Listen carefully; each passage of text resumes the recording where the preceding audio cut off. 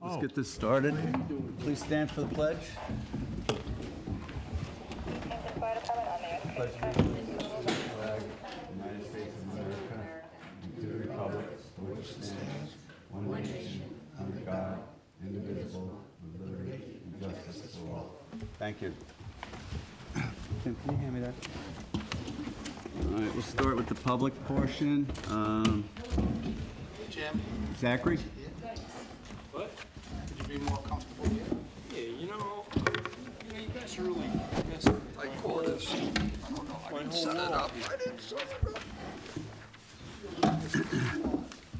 Jim, Good evening. you don't want to sit next to me. Let me know if that's the case. Okay, guys, Zachary's up at the podium. Pardon me. I understand. As soon as we all get sat down here, we'll be all set. Yeah, that's no problem. I always have fun here. Thank you, Zachary. Thank you for having me. I'm going to want to talk on two topics, one of which was one you talked about last time, which had to do with the beach driving permits. And I'm just going to speak on certain aspects of it. I did foil the clerk to get some information. I think it's very revealing. It'll probably, well, hopefully will influence sort of some of the decisions. I'll sort of maybe say quickly the three things I wanted to talk about, and then I'll give the numbers, and I think you'll see why. First, that I think it's going to be evident, we'll see that there is a problem of how many stickers are out there, how many beach driving permits are out there. Secondly, though, I have a principle that I probably use on everything, not just this, which is to try to minimize inconvenience to residents and minimize town employee time, so that whatever solution you do come up with, the length of time between switching stickers, and I'm not going to say what that should be, if it's 1 year, 3 years, 5 years, is done so that you always solve the problem, but with the least inconvenience. But the other principle that these numbers are going to point out is that you shouldn't, to the maximal extent, treat the people who want beach driving permits and parking permits equally. And now I'll give you some very fascinating numbers. The last time the beach driving permits and the parking permits were reset back to zero was right around, it was either the same year or within a year, according to Carol Brennan, like 2000, 2001. She said the next packet she opens, the first number for the beach driving permits is going to start with number 33,951. The next packet she opens for parking permits is going to be 122,001. Wow.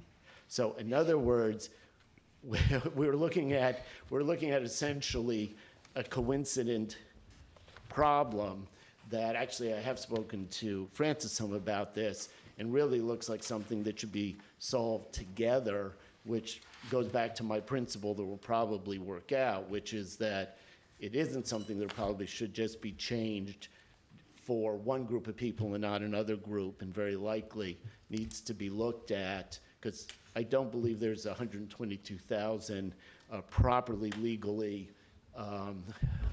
stickered cars floating around East Hampton or the New York area.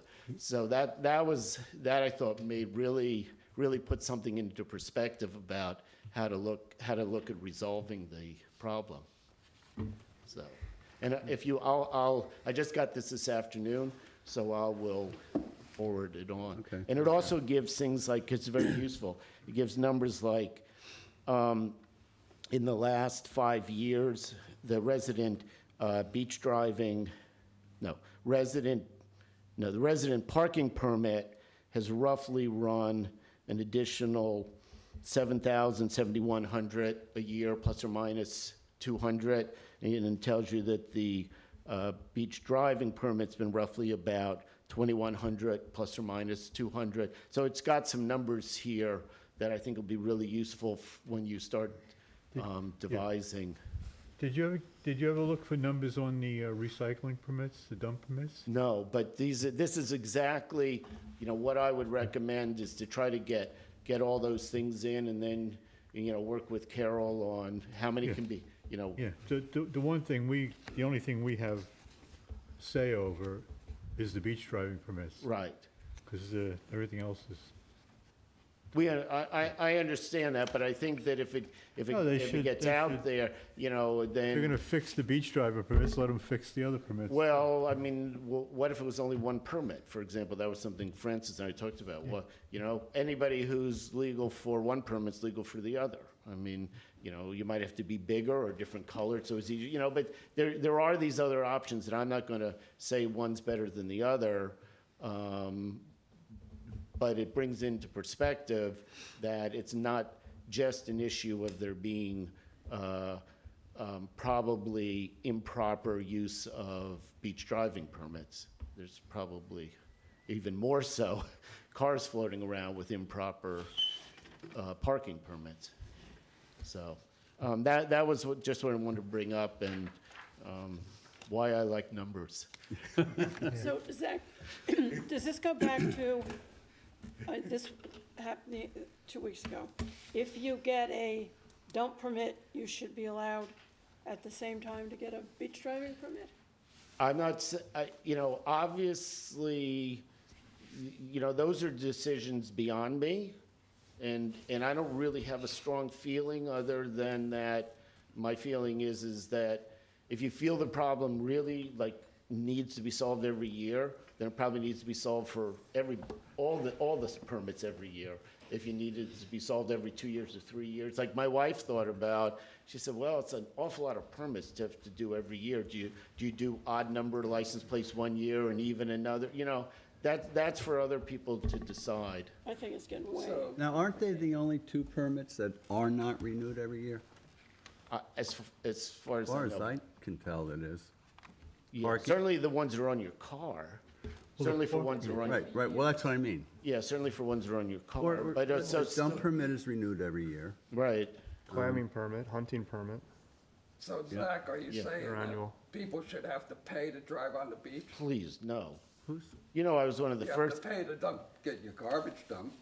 I'm the one who brought up No, with no, renewing no, a no. dump permit. If you Jack go didn't. back, I'll send you lots of Nobody letters. said anything about paying I for sent these. you lots of letters when it was proposed that there should have to pay for a parking sticker, that I said this is, besides being philosophically wrong, it financially makes no sense at all. Anything that 90+% of a town wants to do should not be something you have to go in and pay for. It should be something that should be part of your budget for what the cleanup costs and things like that. It makes no financial sense to have to pay for a beach parking permit. And I wrote on that in 2009 when it came in. I'm adamantly opposed to that. But I can't divorce if somebody says, and I'm not even saying it should be annual. I'm just saying that it clearly isn't working to be forever, but it's also not working well for having your parking permit be forever either. There are just too many cars out there that don't deserve it. Why? Why shouldn't they have it? Because they're on cars that aren't legal to park. they're not owned by residents of. They're not owned by residents anymore. There's probably tens of thousands of cars. Have you checked them all? Do you know that for a fact? No, we don't. But if you think about the number of residents that are in the town, do you think that the average resident of the town has 4 or 5 or 6 cars? Every resident? Yeah, but the illegal permits take up parking spots that should go Yeah. to the legal permits. Yeah, So- yeah. And That's- not everybody knows how to drive on the beach. It shouldn't be a, As I said, Here. But Don't that's drive why on we the have a beach. marine patrol, though, to check everything. Yeah. I mean, No, I have no problems with being very strict about giving out violations. I'm just do you bringing know how up, many violations have been issued? I don't know, but I have no idea how well they've been checked either. That's not my point, and I know there's some people worried about a slippery slope, but I think one of the things that may assuage you some on that, or not, to make you more comfortable, is like take the idea, what if one sticker, and I'm not saying this is the way to solve it, but Tim, what if the sticker that allowed you to park also allowed you to drive? Then obviously, there's no issue anymore, right? Like some people, right? I mean, If a resident's entitled to a parking permit, then they're also entitled to drive on the beach if their vehicle is designed for that purpose. yeah. So is there really a need for two separate permits? That's just a question. Yeah, I'm not saying one or the other. I was just trying to bring up that the numbers seem to indicate that there have to be thousands, probably tens of thousands of vehicles out there that have permits that are probably not owned by residents, but have resident permit of one variety or another one. Yep. My own personal feelings is that we have to reissue permits just to get a handle on the numbers, but what shape or form that takes is up for discussion. But also, these permits are being issued to the vehicle owner. It's not being issued to the vehicle. And what's happening is the permits are staying with the vehicle no matter who owns it. So if you sell it to someone in Southampton, that permit's still on the vehicle. They can come back here and drive on the beach just like anyone I else. think they do. And they do. This isn't a problem unique to the town. I don't think that many are doing We it. have. I we really have the don't. same issue. We have the same issue, the exact same thing, fire departments, or local volunteer fire departments. Oh, with plates. Every department issues the stickers that people put in the windows, okay? And every one of your kids puts a sticker in their window, gives two of their friends stickers, and before you know it, it looks like we got about 4,000 firemen running around, when in reality, those cars have been sold or whatever's happened, and we find ourselves in the same dilemma because we get little notices from the East Hampton Town Police every once in a while. It says, listen, man, we try and give you guys a little bit of courtesy here, but I'm sorry, man, you're all driving like a bunch of maniacs. And they go, you have a license plate number, and you get a license plate number. It doesn't match anybody in our organization, but you know what? That's a vehicle that at one time was owned. So I do agree with Bill. I think we've got to just sort of set the clock and understand how many people are on the beach and make it as unobtrusive to the taxpayers as we can. And I don't think I think everybody that could attend the public hearing should try and attend it, try and get the information from the town board, and if we disagree with how they're going to go about it, well, voice your concerns. I mean, personally, I'm not crazy about once a year unless we became way more computerized and it was way I think it would be easier. probably more appropriate to do something that's look at how long most people keep their vehicles. That's exactly where 5 years. That's exactly where I'd go. is I'd look at those kind of numbers, the numbers of how many new ones are asked each year, say, what's a reasonable percentage of these that get sold out of the town, 5% a year, and just do that and then say, gee, we hit a number that I'm bothered with after 5 years or whatever it is, and then make that the kind of decision-making procedure. It would be nice if we could see if they had technology that was better for marking the license plates on the permits. I mean, I just looked over my cars today and I couldn't tell which license plate, it's all, the numbers last about a year. And then, Right. Yeah, well, that's. Maybe they need some super magic marker. Well, I think Carol Brennan actually looked into this a little bit, and so far hasn't been satisfied.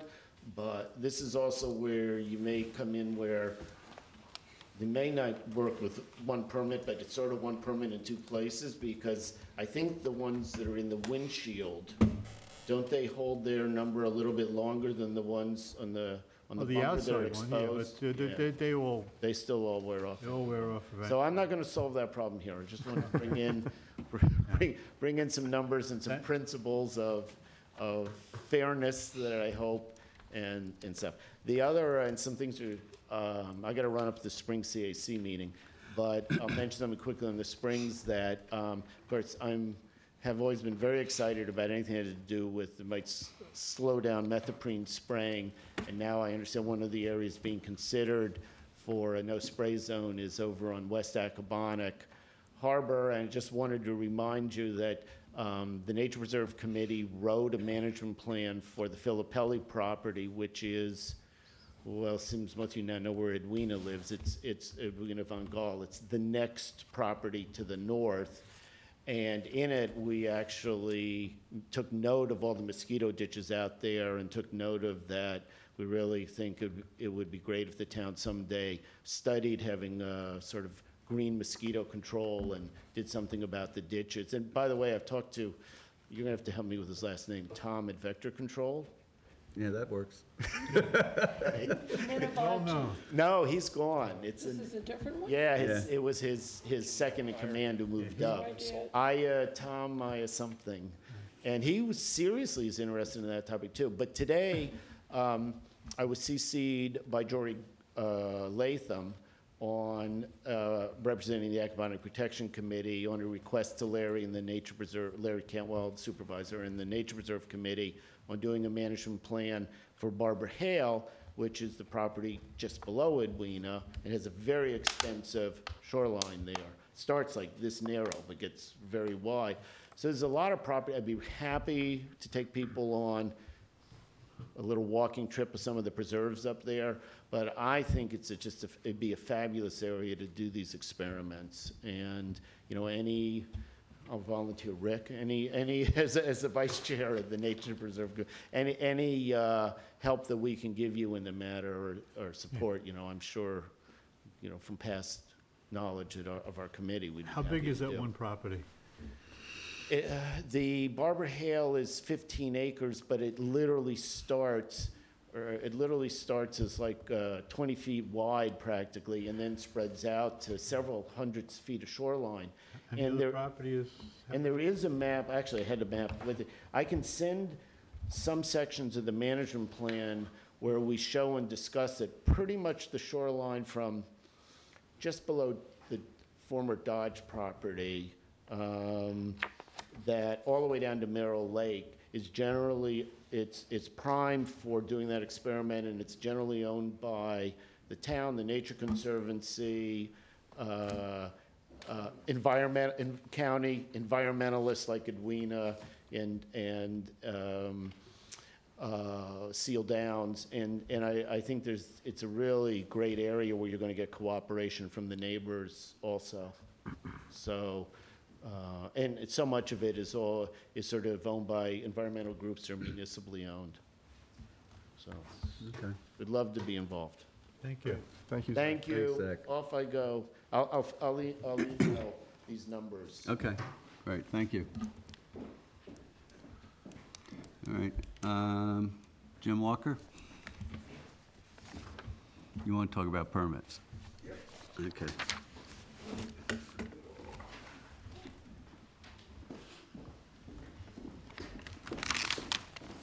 I have two projects that are on the agenda. The first one is MMR Real Estate Holdings LLC at 81 Briar Patch Road. I met Rick Drew out there. I have a set of photo enlargements which I can submit to document the little walkway that goes out over part of the wetlands. But I subsequently spoke with Jim Grimes, and I think we're going to leave that for your next meeting because we have to return to the ZBA in the village and discuss wetlands buffer. And that project is not quite ready, although the property owner met with Billy Hayjack and they have an understanding of what's going to be done. I think they're going to propose a 25-foot wide vegetated wetlands buffer where the lawn is, and I don't have that information ready for you, so we could put MMR Real Estate Holdings LLC aside for now. And the other project that you have on the agenda is 11 Chauncey Close Llc, and you've had this open for a while. I believe I've provided to Lori all the information that you needed. There is a village permit, there is a New York State DEC permit. We provided to the trustees understanding of intent for the Phragmites project and also access authorization so you can dredge the mouth of Georgia Cove. And I spoke to Jim Grimes regarding the scenic easement, and I think we come to an understanding. What we would propose is to do the Phragmites control, and in the scenic easement, allow the native vegetation to grow without being continuously cut. So you could incorporate that into your permit, and you should be ready to go. Can I speak to this? Rick and I both looked at these properties. It's actually a year ago now that we looked at the properties. The issue we originally had with 11 Chauncey Close, there is a scenic easement on that subdivision. The scenic easement's been violated through mowing over a good number of years. In some respects, that violation has actually done a fairly good job of controlling some invasive vegetation, but what it's also done is it's controlled a lot of the native vegetation too. I would like to put a motion to approve 11 Chauncey Close, but make that permit conditional that only the Phragmites will be cut in the future in the pond and the upland portions of the scenic easement, and the native vegetation in those areas to be left alone. I think the area will probably recover all on its own pretty good, and Jim and I discussed this. He seemed pretty agreeable to that, and if all of the other conditions for approval have been met, I'd like to make a motion that we approve this tonight. Jim, may I ask you one And question? when they've mowed though, has it gotten extended? Has what gotten extended? The lawn? There is no lawn. This is a vacant property, so I guess what you describe it as more or less a farm field. Okay, it's down there in Billy Heppenheimer's old farm there. So it's not a lawn, Tim, in the sense that somebody is mowing it, fertilizing it, or anything on a regular basis. When I say these areas are being mowed, they're being mowed, I'm guessing maybe twice annually. It's not an extensive mowing, but what has happened there is this mowing practice has literally gone right down to the water's edge over the years, and they're not the only property in there that's in violation of that, but this is a way of correcting that issue, So, I think. Jim, would the mowing then stop in a certain area of Well, I this think what property? we would that's ask for is that it stop at the scenic easement, I think that would be acceptable. That would be, you know, and that the only mowing beyond, you know, within the scenic easement, the upland area, or and the pond areas would be just the Phragmites. So it's more of a Invasive. cutting process. More of a cutting, it's just a cutting process, and that's all they asked for. Okay. Jim, is that, the scenic easement allows for pruning in the scenic easement. The pruning that we are asking for would be common reed management. I think Jim's idea is fine. I think it'll coincide well with the village and the New York State DEC. I would second Jim's motion then. All in favor? You want to, you have a, so what exactly are you putting into motion? What I'm putting into a motion is to approve the applicant's project as stated, with the condition that the only cutting within the scenic easement and the trustee bottomlands be restricted just to the common reed, the Phragmites control, and that no native vegetation from this point forward would be cut. Okay. Rick seconded? And I would second that. All in favor? Aye. Okay. Okay, Here we go, Thank Jim. you. and I'll return with 81 North Briar Patch Road. All right. Thank you, Jim. Thank you. Thanks, Jim. Okay, is there anyone else who wants to speak? Mr. Vander? Come on up and introduce yourself.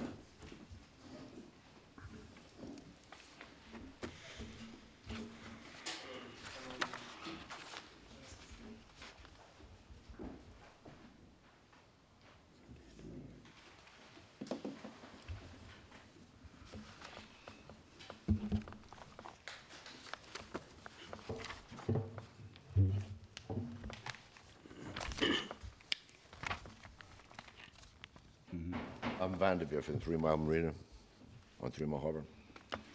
And I have a letter here in front of me, signed by Francis J. Bach. Is that you, sir? That's me, yes. Yeah.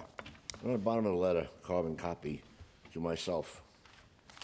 Interestingly, I never got the carbon copy. I had to be in touch with Mr. Whelan, and he did graciously send me the copy.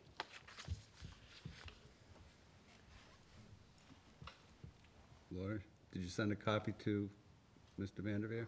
I think that Lorraine sent a copy. I didn't do it, but I think Lorraine did. Well, Yeah. Okay.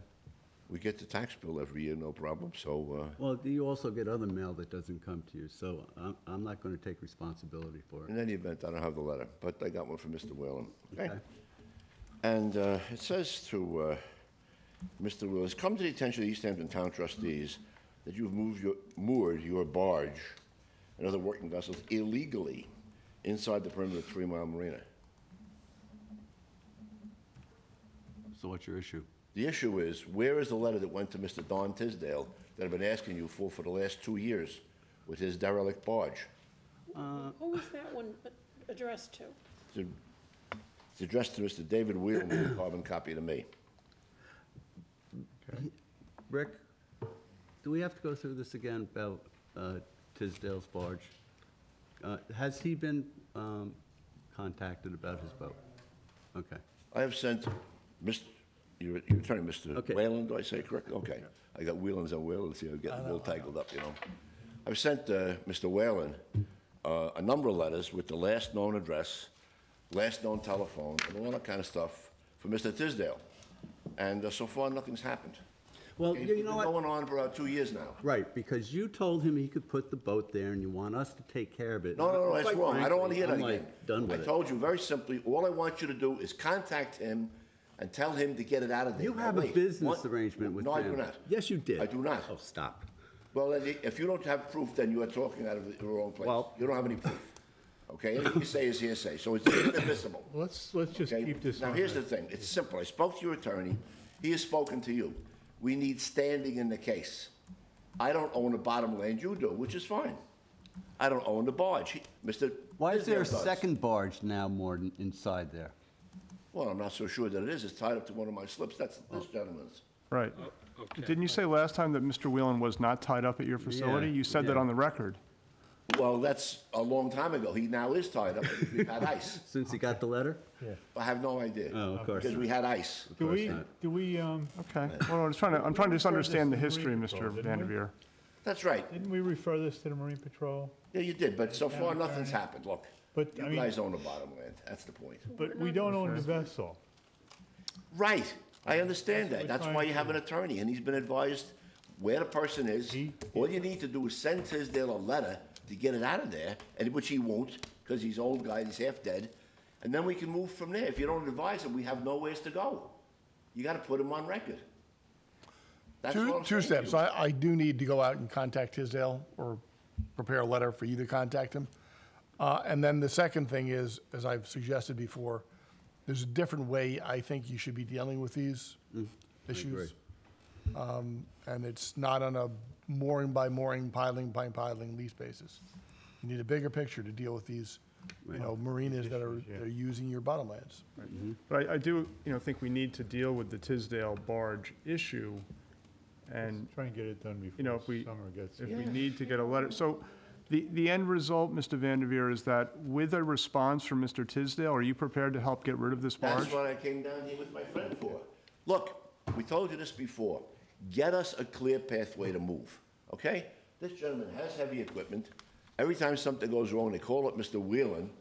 He comes in with his barge or whatever, guy's boat sinks, whatever it is. He picks it up, takes care of it. If you will give me a clear path through the help of your attorney, I've already spoken to Mr. Whelan. On high water, we'll drag it over to my bulkhead. He's got the heavy wherewithal. I don't have anything except little outboard motors. We'll take my crane, we'll pull the thing to pieces and put it in the dumpster. Bingo, Bob's your uncle. But I have to have a legal basis to do this, and I can't do it. What I'm really worried about, and Bill is correct, we got the summertime coming along. I'm terrified that some little kid will come down there, oh, look at this nice thing to play on. He goes on there, and the top of it, which has got kind of a beam-like structure, but much thicker than this, falls down, it's all rotted, hits the kid in the head. Now what do? We got a dead kid in lawsuits by the right and the left.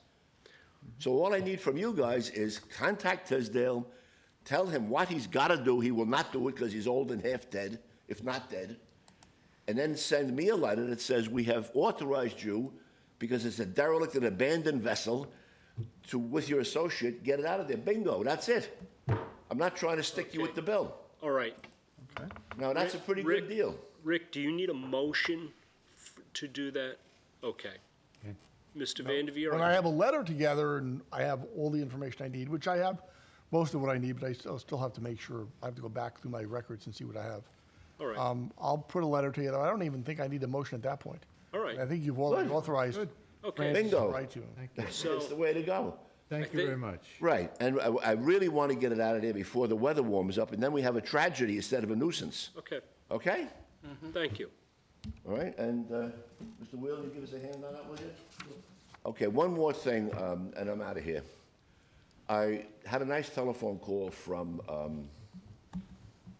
oh boy, a Mendelman. The sailboat? Yeah, that's the one. Now, I did a little checking, and I found out the last owner of that was a guy named Bruce Robertson. He calls himself Captain Robertson, but this is what happened to his captain's license, and he's no longer a captain. So, He's still a boat owner. you see, something like that. We have more or less the same thing, okay? It's the same problem. You know, you got a person who's not behaving responsibly. We got cranes and big saws and barges and whatnot. We can take care of this. Mr. Whalen, if you would, try to contact this guy, Captain Bruce Robertson, and work closely with Mark Mendelman. He knows something about it. I think Isn't that boat upland? I think it's on the beach. No, I looked at it today, it was pretty No, much it's upland. upland. I don't know, but look, it Not was. on Well, if it's up, Well, the okay, big hang thing on. was Back, washed up on there. okay, hang on, back up a guy's second. name? Is it in the harbor or is it on land? It's on land. It's up on the beach is where it is. I don't know how high up it is. I'll tell you the truth. Is it above the high tide It's line? in the grass. I don't wish to be misquoted. It's got grass going behind it. Yeah, one of those terrible storms we had where the tide come way up and there it is. Where is it? Where's it located? Above normal high I tide. don't know. It's about halfway between my place and Mr. Mendelman's. Bill, do you know a little more than I am? I haven't been down there. I can't walk No, with the it's hood on, anymore. looks like it's on your property. Whatever, I don't really care. Next to, next to Story's old boatyard. Yeah, right. So on that, there's a point of land there? It's just It's on the between beach. two properties. It looks upland. It's like a 21-foot sailboat or something like that? Something like that. Something in that neighborhood. Who was the owner? No. Bruce Robertson is the name. Robertson? Robertson. I may even have a P.O. box number for him somewheres from years ago. Same thing. That would be helpful. Yeah, exactly. I mean, look, once you know what I tell my friends? Once I got the key to the switch and the boat is ready, the crate is fired up, just tell me what you want. You know, doing two is the same as the price of one, you know? So, again, legal standing. I don't want this guy's blankety-blank attorney to tell me, whoa, that boat was made out of, platinum ingots and you owe us $25,000. Where had the boat been? Where was it moored? I don't know, maybe on a mooring, but it come ashore on a northwesterly gale, way up on the, How recently did it come ashore? a couple of years ago, not real recent. We haven't seen the guy either. For a while? Yeah. He took off to Southampton. So it's a wreck. It's a wreck. It's a wreck. But Billy, it's the same thing. You know, think I've seen it on abandoned the aerial photograph. and derelict is the same thing. Yeah. We'll get could you get the information? I'll send it right to, Attorney, and Rick, okay? We'll look into It might the be- matter. Why don't we do Couple the years same ago. process for both of them? Does that make sense to 4 you? years ago, maybe? 4 years ago? Something like that. Shows an aerial photograph from 2013. Yeah, we could so- track it's it been down. there. Maybe it's a Hurricane Sandy thing.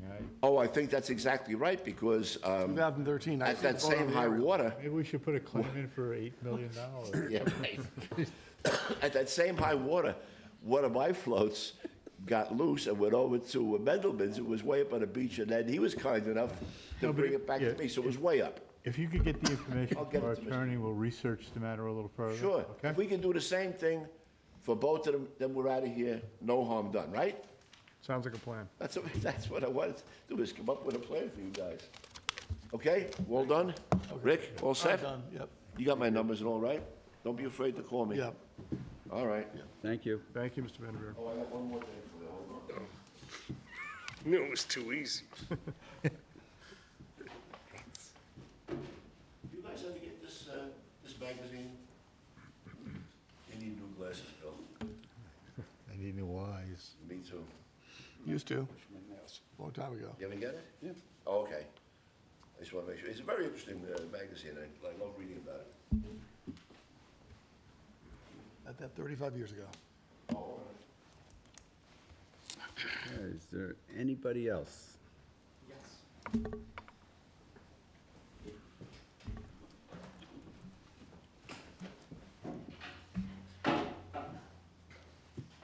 Hey guys, Billy Mack, First Coastal, here for 101 Lily on the lane.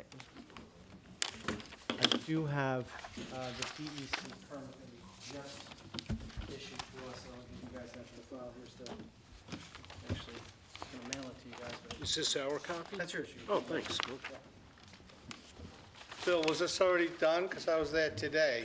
No, this is, No. they're just permitting this now. Yeah, what we did, It looked pretty good. it what does was look there. good, right? Yeah. Yeah, we did some Yeah. beach grass planting last spring just to keep the sand from blowing around. And we're looking to cover the rocks that are exposed, essentially. And most of the rocks are on the eastern side of the property. I believe. Yeah. That's there. The section that is east of that property is relatively narrow. So, and there was some dune erosion east of it, but this property is still held up.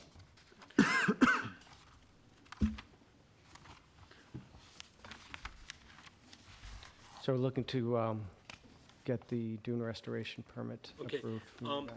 Process. Just to refresh everybody's memory, we spoke about this a meeting ago.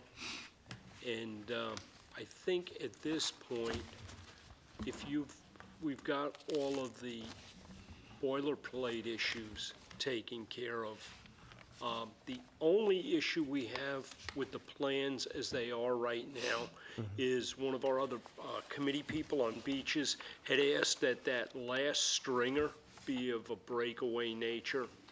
Absolutely. I know it's Yeah. honestly here, it might even be a mood issue because this beach is a little bit unusual in that during Sandy, this whole shoreline got gnawed back pretty bad. It made back naturally pretty good, but basically what's happened is the bluff that used to exist in this house, in front of this house, is pretty steep, pretty severe, and all Bill's clients really looking to do is reinforce that dune and bring it out to match The rest of the shoreline. the rest of the shoreline, and I think it's reasonable. It does involve reconfiguring the stairs, okay, which there's nothing being done there that's not part of DEC's normal requests.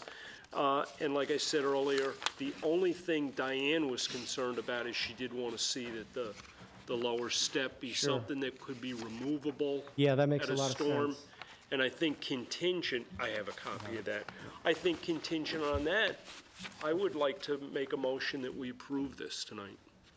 Happy to condition the permit based on that. As a matter of fact, the dune stairs that we build, the know. cedar section, we always make removable, and sometimes we remove them in advance of storms. I would second that motion.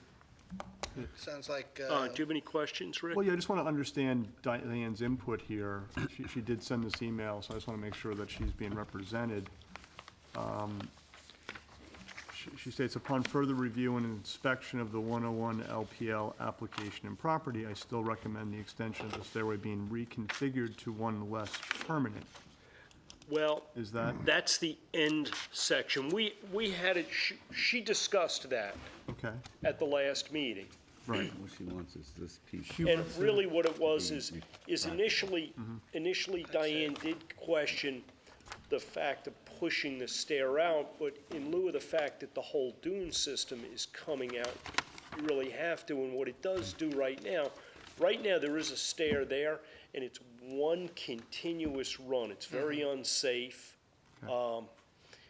It works, but it's also a workout, and being that they're adding a little shoulder to the bottom of this dune, it's a nice opportunity to put a landing in, break this up into 2 stringers, make it more safe, and actually do exactly what Diane is asking for. Seems to be what she's looking for. Provide a breakaway section. Yeah, Okay, thanks, So- Jim. yep, happy to do that.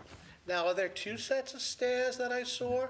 Or, No, there's, on the western property. Right. That's another person's Okay. property that has a little They're kind of sliver right close, away. yeah. yeah, it was a little confusing, okay, No, that's not their property. all right. All right. So there's a motion and a second on the Yep. floor? Is that- All in favor? Aye. Thank you, guys. Thanks, Bill. Well, thank you.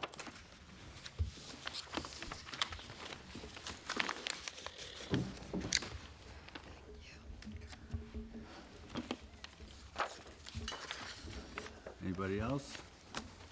Nope. Okay. Let's move on to new business. Aquaculture, Shellfish Hatchery Annual Report. I guess he's not. He sent Paulie us, sent an yeah, email, he he sent couldn't us an make it. email, said that something's come up and that he's not gonna be able. Yeah, Said I he would spoke come with next Barley and reached out to Dr. Gobler about possibly getting together for a presentation evening where we could get our water quality report presented and the shellfish hatchery report presented. And one of the dates that's being considered is the first meeting in the month of April. So that is a potential date to have a nice presentation evening and get some updates on the Both water. presentations at the same time. Okay. We have a copy of the report if anybody's interested in looking at it beforehand. All right, Georgia Capon, notice of village ZBA hearings, an application for Middle Earth Partners LLC at 10 Jones Creek Lane. Jones Creek, is that a relatively new? It is new. Okay. An application for area variances for Chapter 278 zoning and wetlands permit for Chapter 163, freshwater wetlands to construct a 567 square foot detached garage and retaining wall and legalize lawn and landscaping patios and walkways.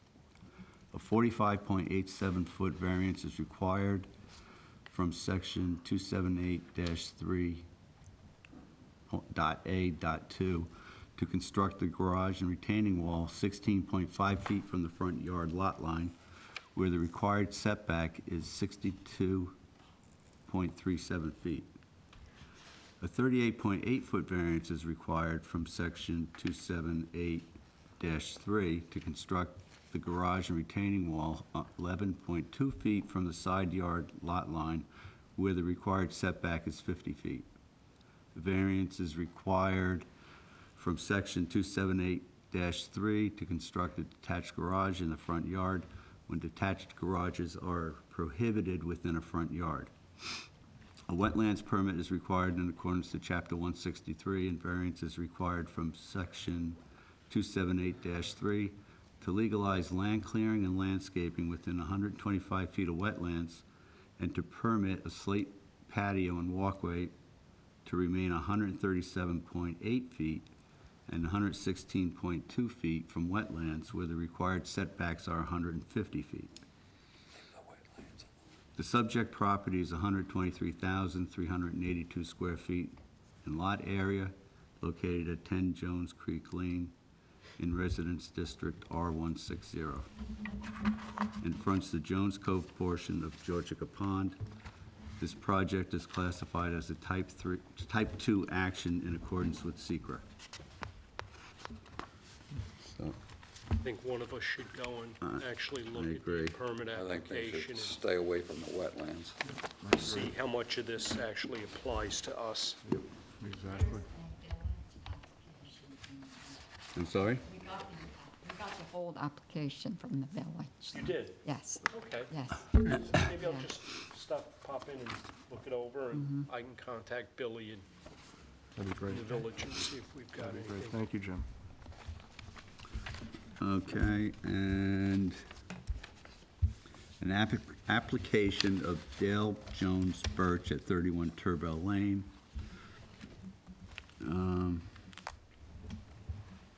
Okay. Application of Dale Jones Birch, East Hampton, 7-year QPRT, and Dale Jones Birch, East Hampton, 12-year QPRT for retroactive freshwater wetlands permit is required by section 163-3 in accordance with the standards set forth in section 163-6 of the Village Code to legalize the removal of phragmites from wetlands and variances from chapter 278 zoning to legalize a children's play set.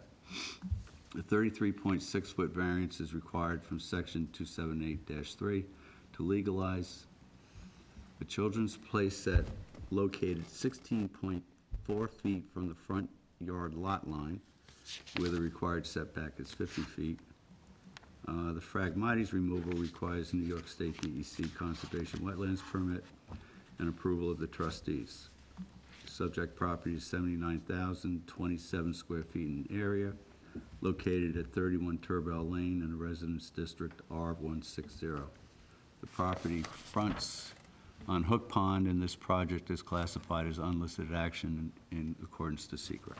Okay, so let me get this straight. Am I right? Phragmites. Am I right that the phragmites removal has already been going on, and we're looking to No, try I to think they're looking for the legalize this? permit. That's how I read it. Okay. Lori, do you have a copy of that one too, or if not, I don't think, two things. I think, one, we should visit the property, and two, Absolutely. pull a permit. we pull don't the have a copy application. of an app. Have they not submitted an applied, no, application? They have not submitted an application. So we need this applicant to Yeah. get on Submit. board, All right. but I'm happy to go down there with you. So I'll Yeah. send Brian, them take an a Yeah, look. Brian, you application. wanna? Sure. Do you want me to Want to send them get an involved in- application? Yeah. Please. Thanks, Lori. All right. 3 Mile Harbor, oh, abandoned Done. sailboat. That's the one we did. We're done, okay. Can I just say something under maybe new business Sure. concerning Town Pond? Is there a way that maybe the village should just keep us a little posted on the progress they're making with regards to getting all that muck out of Town Pond? And I think there's gonna be on the green a rain garden, and I'd like to, be kept abreast. People do ask us from time to time what's going on. Whatever the best way to be brought up to speed. Okay, sure. You interested in that sailboat? So is that something Lori would, Yeah, we reach can have out? Becky could send. Yeah, we're gonna actually see Becky on Wednesday. Oh, good, okay. Yeah, actually, that's a good opportunity. Hey, Yeah. Wednesday, we do have that meeting, steering committee for Georgia Pond, Francis, are we going to be Pond Committee. I don't know whether you want to. responsible for all the 9:30 boats here. that get washed ashore, upland? Be a good opportunity to So far, there's only know what one I mean? person trying to do that. with I mean, what it's Friends of like- Georgia have done, I agree. what the We- Nature we have- Conservancy has been. It's on his what property. the is and what the Well, town no, is the sailboat is on his property. Right. Sailboat. Yeah. So why are we even entertaining it? Well, I guess looking at it, yeah. I'm not entertaining doing anything except looking at it. I'm yeah. sorry, I've lost my patience with that one. Yeah, no, I understand your, I mean, Yeah. we're always going to have derelict boats and on the there's- shoreline and there's a or method- upland. and in the town code, there's a method for dealing with them, and we should just point it Stick out to to it. people, yeah. But we have other things, right? Right, that's. If he knows the owner of the boat, it's on his land, why are Hold on. we pursuing a He should letter hold for him? Yeah, We're doing his work. get The barge makes sense, and he expressed an interest in removing the barge, so I think we should Yeah, I mean, pursue that. Yeah, If we it's can a straighten out a worthwhile- messy situation without getting crazy, I don't see where it says. Yeah, if we can help a little bit on this one. Where it's, But are we setting a no, precedent? I wouldn't want to, no, we're not setting a precedent. That's the glory of being trustees, we can do what we want to do. Did you want to talk about the dredging and aquaponics?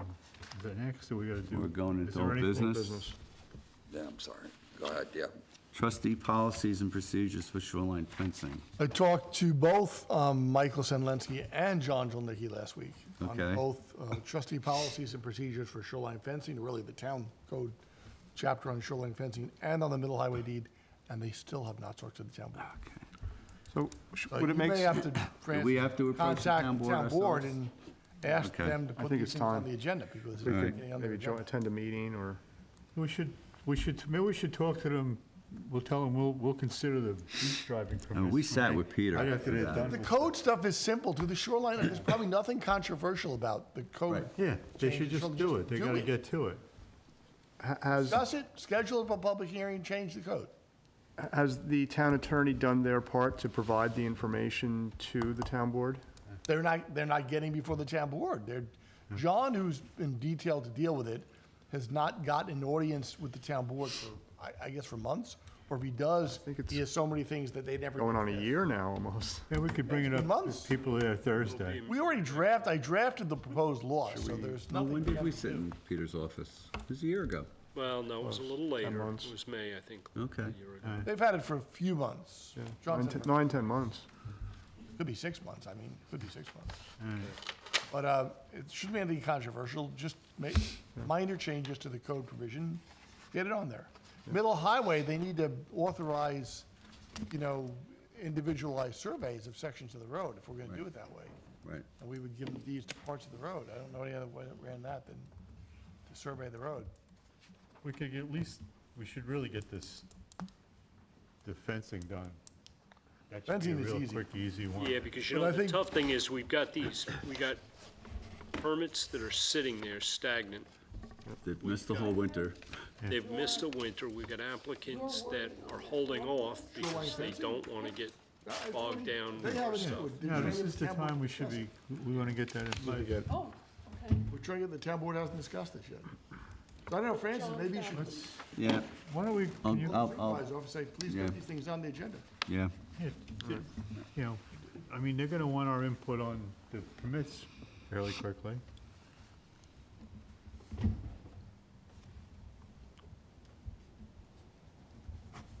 All right, Middle Highway, we're gonna skip over. Georgia Cove excavation.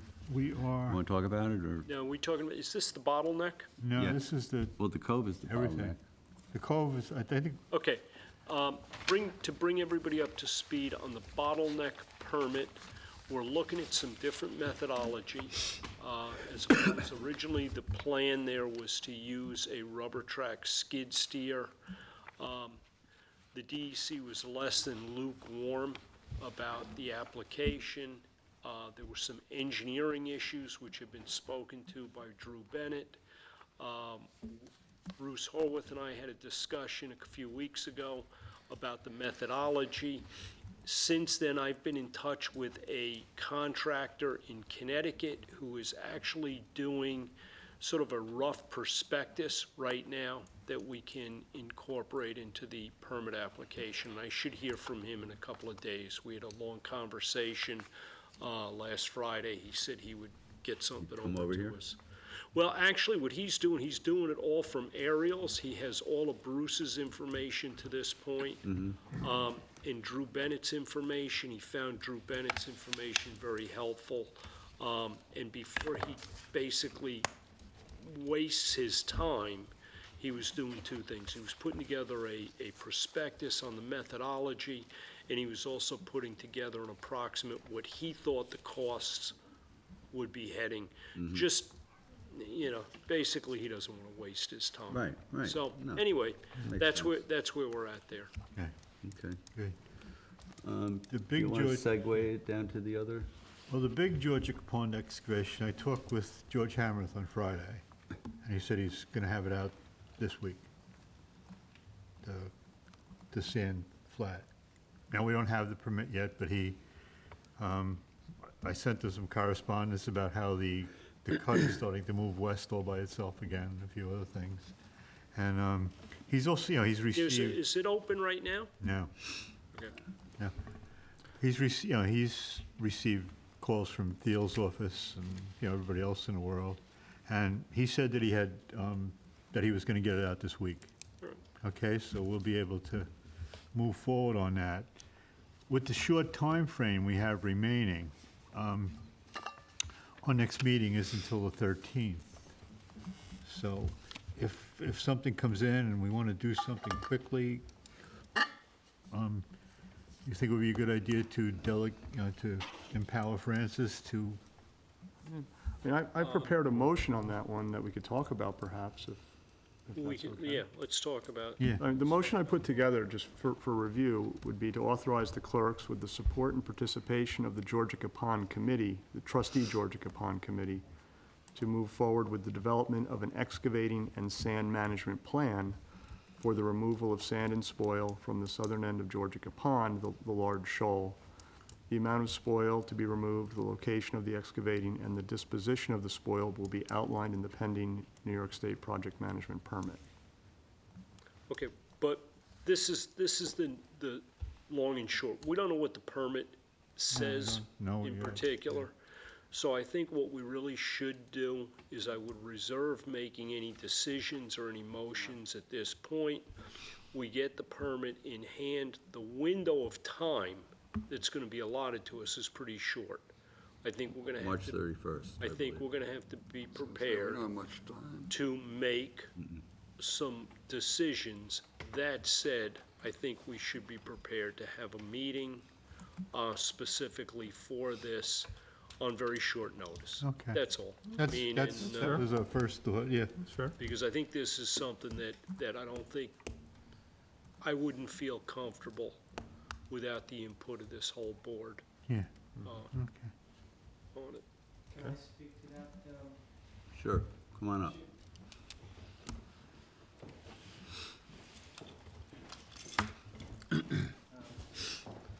Knock again, First Coastal. Georgia Association next door with the beach club, they lost a tiny bit of dune in the last storm that we had about 3.5, 4 weeks ago. They're eager to fortify their dune, any sand they can get from Well, that. yeah, but Bill, dredging. we had, it's on the record in the last meeting that we had with the Georgia Association. We've made a commitment there, and nobody's looking to avoid that. Good, We're all eagerly looking forward. At this point, because of this new permit, we don't know what the language Yeah, you don't know what it is gonna be in this permit and how that is gonna allow for the disposition of this sand. So, I'm available if you need to well, move it we'd be glad. or you know, dredge it, so, Yeah, there's a couple issues we want to address quickly. okay. you know. Yeah, no, I just wanted to, they I think a constantly meeting would be let the me best know thing that they myself. need that Yeah. sand. Okay. Yeah. So I'm just If we could just, reiterating that. agree to, Is that where it's earmarked to go? Well, no, we don't, No. you know, it's obviously there's gonna be some restrictions, probably a little different than what we've had in the past here. And we're not really sure what those are gonna be and how that is gonna mesh with how we've handled this process in the past. So my feeling is this: let's get the permit, let's read it, and then let's act. let's have a meeting. Let's act on that with the interested parties, with the town, and let's see what, Good, you know, thank you. because I just wanted to obviously, put that in. we've got a very small window to work with here. So we're gonna have to move as expeditiously as we can. Cool, I remain available if you guys need anything. All right. Thanks, Bill. Thanks, Bill. Sort of in the same vein, I think we should move forward as quickly as we can on the Accabonac Inlet dredging. We have all the permits in place, I do too. and And we have the culvert as well. and the culvert also, the same thing. There's a town contract, I guess an annual bid. Actually, I have a call in to that contractor. I haven't heard back from, Okay. Yeah, I called him also today. okay. He was out of Hear back town. from him? He was in a meeting. Florida, probably, or Puerto Rico. But, Was he meeting with you? No, he didn't call me back, so. but, no. do you think that's the way to go? We I should do. Authorize, I do. authorize the clerk to, I would authorize the clerks to use their discretion. So should we put a motion on the floor for that? Sure. All right, that one I also have prepared. So I'd like to make a motion to authorize the clerks with the support and participation of the trustee Accabonac Harbor Committee to move forward with obtaining an estimate from the East Hampton Town approved excavating contractor for the removal of sand and spoil from the heavily shoaled area of the Accabonac Inlet, the amount of spoil to remove, the location of the excavating work, and the disposition guidelines for the spoil are outlined in the current New York State project maintenance permit. All right. I'd like to Second? second Need a it. second? All in favor? aye. Aye. Okay. And the culvert, you have another one? I have another one for the culvert, if we're ready for that. I'd like to make a motion to authorize the clerks with the support and participation of the trustee Accabonac Harbor Committee to move forward with obtaining an estimate from the East Hampton Town approved excavating contractor for the removal of sand and spoil from the culvert located near and underneath Gerard Drive. The amount of the spoil to be removed, the location of the work, and the disposition of the spoil is outlined in the current New York State project maintenance permit. I'd like to second that. All right. All in favor? Aye. Aye. Okay.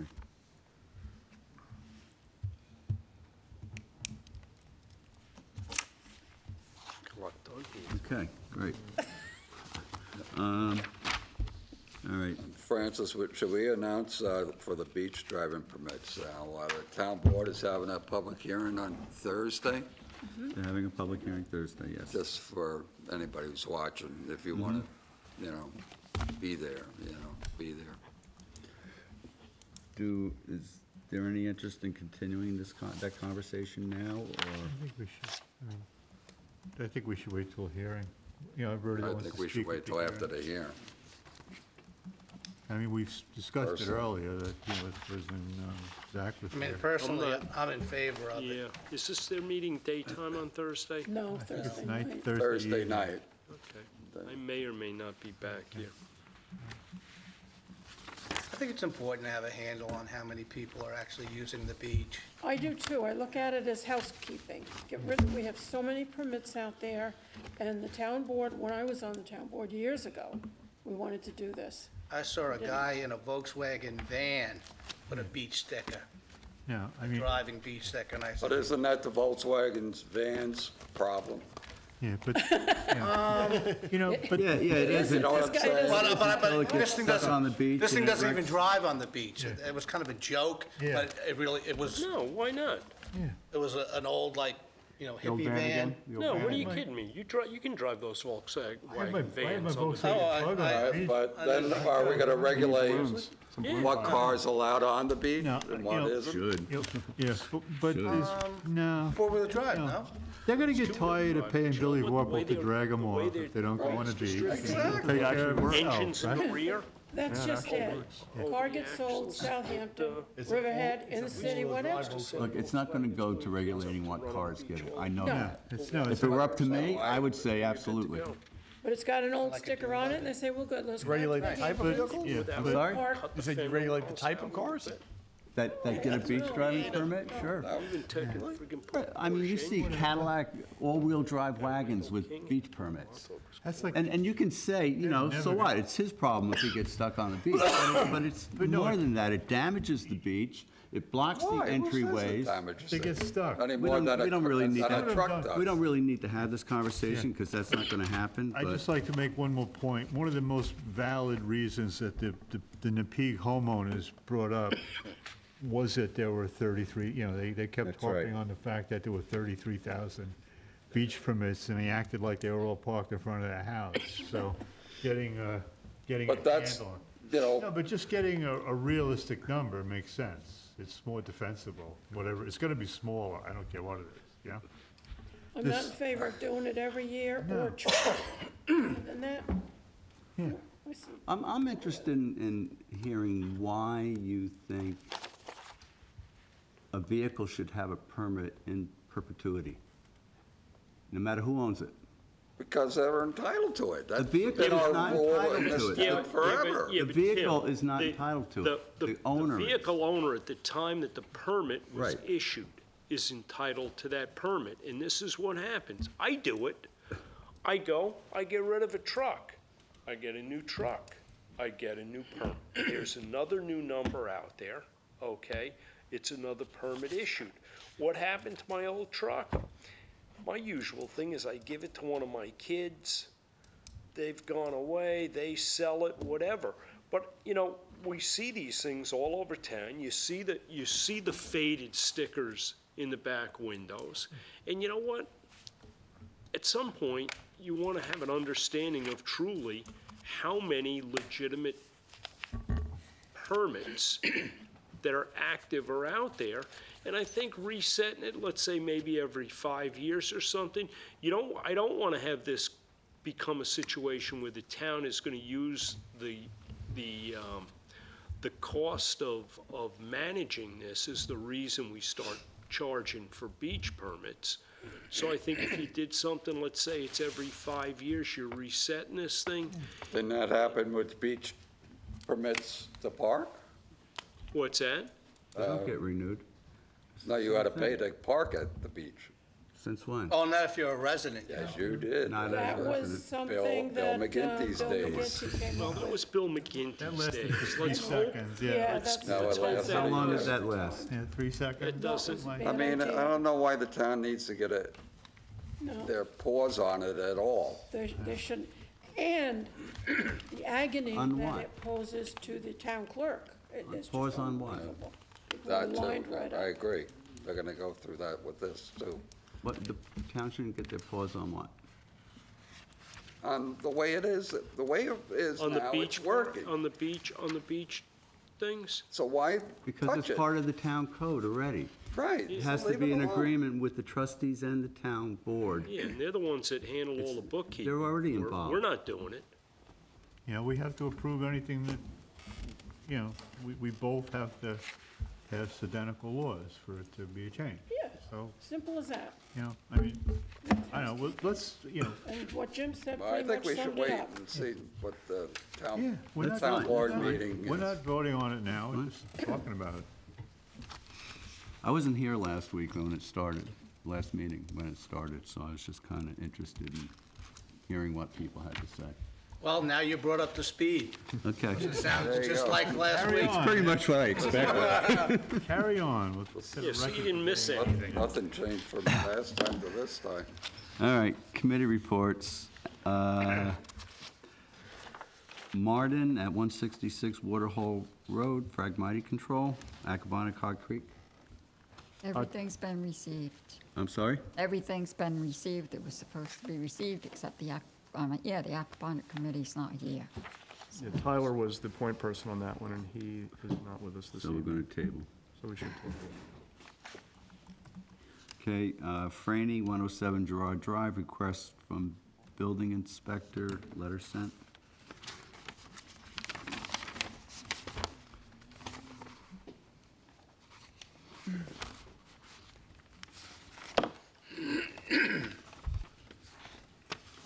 So we followed through on that. We sent the letter to the building department? Okay. Lenahan, 211 Kings Point Road, notice of completion, letter sent. Agriculture, Oyster Gardens, Was that inspected? letter spent, letter sent. Lori? Well, I sent a letter because he didn't submit an as-built survey, and I haven't heard back. Oh, he did not submit did an not. as-built. Okay, Yeah. because this project, I had, this is way before I was a trustee. I know where the project is. Okay. And this is bulkhead work that was done 3 years ago, 2 years ago. Mm-hmm. And I think, see, this was three neighbors that got together. They used the Lenahan property as their access. The other two property owners did the bulkhead, did the restoration work of the areas above the Is this the one with the bulkhead. concrete? Weinberg, yeah. Weinberg, Yes. and what was the other Another one's a one, oh doctor God, I next door. forget. I know what you mean. But I they know. they closed out, I believe they closed out their permits, but this one here, last I saw it, I don't even, and it may be revegetated now, but I don't think the job was ever, the bulkheading was complete, but last I saw it, Did it it was finish just, work? it was just bare dirt. So before you give a notice of completion, I would definitely go look at it and make sure. Well, she said they haven't submitted the as-built survey. No, and that's Yeah. why I wonder if, Yeah, it has to be inspected. yeah. Yeah. Okay.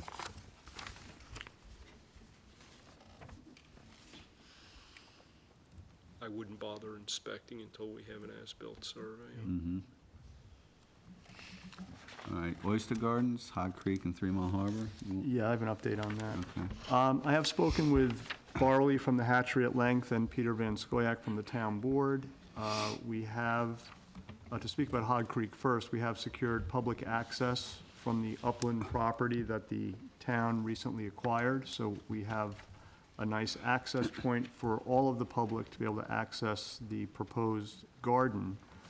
Diane had requested that we get the specific dimensional information and exact location for the garden so that a proper public notice could be prepared by our attorney, Rick, in the paper of record, The Star, and take into consideration section 213-18 of the Shellfish Ordinance, as these specific areas would be closed to harvesting while the gardening process was going on. They're relatively small areas. There were a couple members of the Baymen's Association here at the last meeting. I asked if there was any input at that time, and they did not voice any concerns. So I think we are in good standing, and I would like to bring a motion to the table to approve the new oyster garden in Hog Creek, if I may. I'll second that motion. The motion will be to approve an oyster garden within Hog Creek. The new garden would encompass an area measuring approximately 30 feet by 70 feet and could accommodate up to 20 gardeners. The center of the garden is located at approximately 41 degrees, 243.32 north, and 72 degrees, 956.24 west. This motion would be contingent upon a public notice being prepared by trustee counsel, Mr. Rick Whelan, and posted appropriately in our newspaper of record, the East Hampton Star, which would include the garden's dimensional information, location information, notification of closure to the public taking of shellfish in this specific area pursuant to section 213-18 of the Shellfish Ordinance, and other relevant facts deemed necessary and appropriate by council and the Hog Creek Committee. Can I get a second for that? I'll second that. All in favor? Rick, you know what I can do? I'll scan it and email it to Rick. Whatever. Or you Yeah. do, in other words, if this is the resolution to schedule the notice, is that how you want to treat this? Well, this is the motion to begin the process, and I would work with you, Rick, to put together the public notice so that it's structured correctly. Look at the shellfish. 213-18. Rick, I'll scan it and email it to you. You've done similar notices in the past? I'm going to have, well, no, but, mean, well, not for- yeah, not for this yes. specifically, but- Yeah, I can, Trustee, yeah. let me see here. Did we do a similar notice for 3 Mile Harbor last year? We couldn't find it, so I'm No. not sure if it was ever noticed, but we can double check with the Star as well. Yeah. But as of the moment, we were not able to find the previous one as a reference document, I so, don't remember doing so we'll need to, So, okay, so in other words, this set aside the particular area correct. for, We have the GPS locations, we have a GIS map of the area, so we have all the do we supporting have an documentation. actual map? Yes. I mean, a map that could go with the notice? Yeah, I have a map. Okay. And how will it be identified in the water? Well, that's, We should state how it's going to be, Barley can advise us as to how we'd like to delineate the area. okay? It's already going on in 3 Mile, we can use the same process that's in place in 3 Mile Harbor. Public garden. All right, so we have to find out how he's, the delineate, because you have to notify, people have to be aware that they can't go into the particular area. Right, right. I think he has some buoys in place in 3 Mile currently. Okay. So, but we can confer with him. He was unable to be here tonight, but And are the buoys, how would one know what that buoy indicates? I'll contact him And then I I don't know, will, like a little sign in the buoy, or I don't know how they do Oh, this. Rick, you'll know. Gonna have your name on it. I'll contact Barley tomorrow about it, and then I'll get in touch Right. with you. And then the other opportunity regarding oyster gardening is Barley's interest in expanding the 3 Mile Harbor Garden. And I do have a motion prepared for that as well. The motion is to approve and expand the existing 3 Mile Harbor Oyster Garden. The expanded garden would encompass an area measuring approximately 60 by 70 feet and could accommodate up to 40 gardeners. The center of the garden is located at approximately 41 degrees 0136.79 north and 72 degrees 1050.01 west. This motion would be contingent upon a public notice being prepared by trustee counsel, Mr. Rick Whalen, and posted appropriately in our newspaper of record, the East Hampton Star, which would include the garden's dimensional information, location information, notification of closure to the public regarding the taking of shellfish in this specific area pursuant to section 213-18 of the Shellfish Ordinance, and other relevant facts deemed necessary and appropriate by council and the 3 Mile Harbor Committee. Can I get a second for that one? Well, I just want to say something. How far out is the actual rectangle, the 60 by 70? 60, isn't it? Well, it's Within. considerably larger than last year's, but we did talk about its impact on the boating traffic Right. and the local mooring areas. There was a question, that it may impinge on a. There was one mooring that's nearby, but I don't think it's gonna be an issue, and All right. if we had, we could probably slide it down just a little bit. But I think, we're in reasonable standing there. Where's the 3 Mile Harbor one? Is that off that town preserve? South of Gann Road. Yeah, what's the town road? There's Squaw Road, Babes Lane. Babes Babes Lane. Lanes. We're next to Lane. Off the Babes Lane. Marine Patrol area, Yeah, right? right. yeah, right by the Babes marina. Lane is the road that's back there. Kind of cool. All right. I'd kind of like to be an oyster gardener. In your spare time. Yeah. All right, so. So what is, so this is seen as what, like kind of like educational / hobby? / participation, and then getting 50% of the grow out gets placed on public bottom. Good. So we're enhancing Enhances public the stocks natural as well. stock, Yeah, that sounds great. Cleaning up the water. a little filters the bit, water. Yeah. Educating the Nothing bad public. about it. How many seed does he start with? 1,000 per gardener. Okay, Rick. so it's quite a I few. have that one. Did you have a second? So, or- we got a second? All in favor? Aye. Aye. I had one quick thing about beaches. You want me to wait to the end? No? Francis and I have spoken about this. At the end of Atlantic or Indian Wells, I'd like to see all the signage, with, of course, the exception of the handicap, and the garbage pails, moved over to like the eastern corner. It could be kind of like a message corner. Because what's happening here is, it's, impacting on The view. the view, the vista here. Not much That's a of vista great right picture. now. It looks You wonderful. know, New York City when I and first. sometimes it's even worse than that. So I don't know if we have to contact the town board, but I would like to see, hopefully, come this summer, all that information off to the side. Obviously, you can't go to the east or the west because that's where you have your four-wheel drive traffic. It can all be on one post, though. That too. Yeah. The town attorney's office is in the process of consolidating those signs and moving it off to the side. Okay. And they want to generalize them, because they've had some issues with the parking signs. That looks like garden gnomes.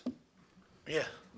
Yeah, no, it gets pretty messy. Are they looking Yeah. for input from the trustee board on that consolidation process? They're just changing the laws on. Part of the problem is they would give out a parking ticket to somebody, and their argument would be that there was no parking sign. And they're saying, well, they're all over the place. Well, there was none in my parking space. So they have to rewrite the signs, and they're gonna put them in a more appropriate area where you can read them from Right. a central location. I would just emphasize things like, if it's the alcohol issue, the fire issues, they can all be placed, as Bill said, on one post Right. off to the east. They should be on And the, people in the can walk corner over and read it when they throw their garbage Have out. one sign as you enter. You don't. as they enter Yeah, the beach. that's yeah. fine too. Could even have like a triple setup, the doors open, glass, plexiglass, Put it whatever. by the booth. Put the when they- stuff behind People drive glass. by or something. It's just silly to have it in front of such a beautiful Yeah, It is. beach. Ruins my view every morning. Yeah. I've been, Aye. I've been thinking that a lot lately. It's winter time, but it's gonna be spring very, very, very shortly. Francis and I were talking earlier. Do you wanna hit that stuff now, Francis? Go ahead. There were a few commitments we made that we were gonna do this winter, and one was, the Kayak Racks, and also down at Baby's Beach, the sand fencing and the post and rail fencing. And you had updates on all of that. Well, we went to put the fencing for the post and rail down at that beach. We last agreed that we would put in markers to delineate where the post and rail would go. And then you guys would go down and look at it and say yes or no. The attempt was made to do that. That sand is like concrete. So they weren't able to drive the stakes in to do that. So What is this for? we agreed, no. The one we don't call the Baby's They call it Beach. Baby's Beach? Yeah. Okay. We were going to extend a post and rail fence to keep the cars from driving on the dune edges and wearing them back.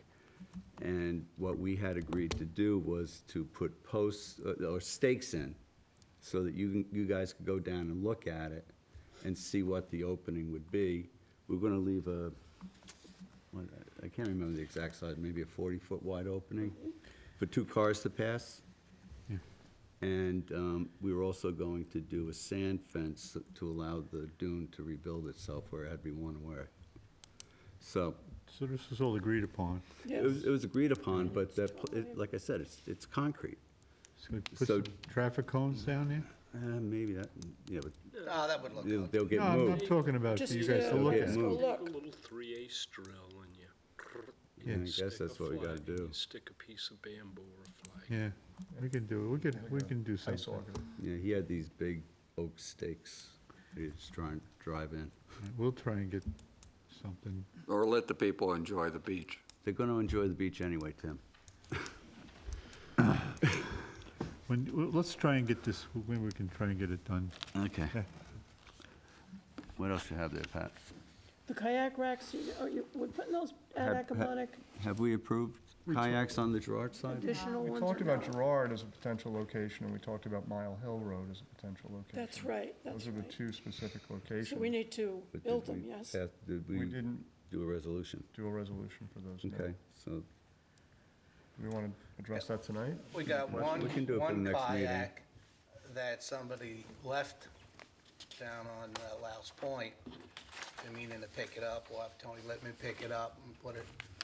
well, I think Marine Patrol has to. Yeah, okay. We should ask them to do that. It's been there so long, it's now in the LTV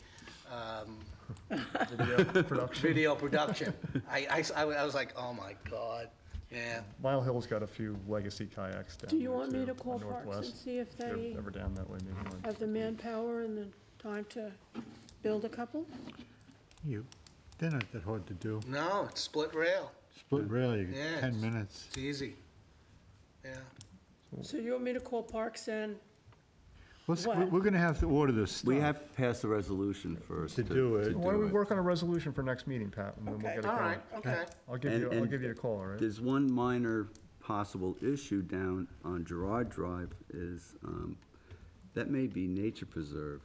It is So prior to it's the not road our end on the jurisdiction. right. Right, and that's where we were having a problem with the kayaks. Yeah. It's not our jurisdiction. I'm sure they would have no problem with us doing this. So we should reach out. Yeah, So we, you know, Up to yeah, Zach. it definitely Is is. that I Zach? remember Can they seeing make their it part of their sign. management plan? They could, the Nature Preserve Committee could do that, am I correct? Well, I can bring it up Can we at the send next, something to up? the Nature bring it Preserve up and at ask? the That'd be next great. meeting. That won't be and then ninth? until next Thursday. Zach said next 20th? Thursday. 24. What'd you say, Lauren? Can we send something? Just because it's to tough to go 3 Nature up, we're Preserve finding Committee people can't, And ask No, them. you get 2 up is, 2 up. you gotta do it once you 2. go do past the that? shoulder. Would you like something written? Yeah, sure, write something up. If you're willing to write something up, hell yeah.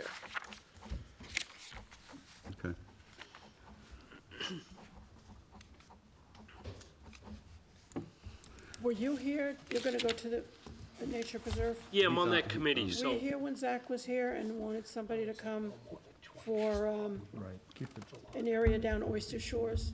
some kind of even number. They're going to do, Earlier tonight. Like allotments of 4, You were sitting there when Zach I was was sitting speaking. there, yeah. 8, 12. is that when he talked? I thought he came up earlier and talked about it. You know about this? Yeah. What about Oyster Shores? So, yeah, he came up earlier and was talking about it.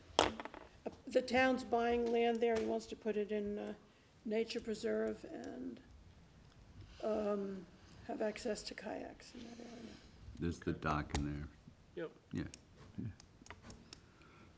but if the town's buying it and it's CPF, I don't think you can leave the dock there. Yeah, I don't know what the deal is. What's the deal on that? I guess you could, because they left it at Navy Road. What's the question about this? If the town buys a property and it's got a dock on it, and it's bought with CPF funds, can they buy that, or does the dock have to be removed? No, they can leave existing structures. Yeah? Well, you can't leave a house. Can't leave a barn. Well, you actually could buy CPF, it depends on what you're gonna use the house Yes, for, I suppose. we've left, What you're using the property for.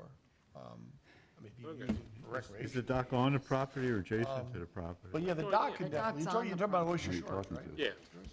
It's The the dock can list, stay, remember, the dock is primarily not even on the property, it's primarily in the harbor. it's the list property, and they pay an annual fee to Yeah, the trustee. but I don't know whether the town has decided to keep it or not. Right. I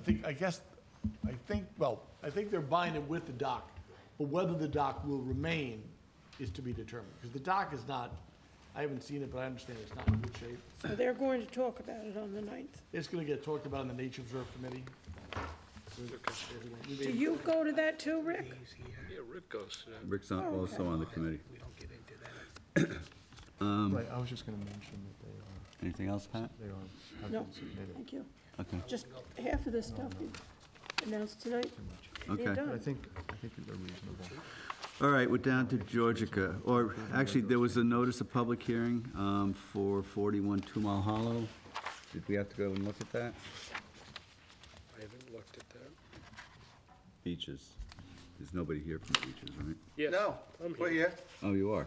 Hi. Did you go to 41 Two Mile? No, Okay. When's the hearing? I don't know, I don't have a copy of it here. This is committee reports. It's not new business. well, this is a ZBA, right? Yes. Village? Yeah, You know, they don't, yes. I, Village ZBA. correct me if I'm Walkway or wrong, down. there's no information here. So, I mean, I don't know what I wouldn't know what I'm gonna see, like, Well, this was brought previously. right, Tonight, I read the new ones. okay, So this was brought previously. yeah. It's on, My sense is we're the, like the adjacent property owner. right. And, no, you know, I don't even know why I would be going down there. I'd like to know.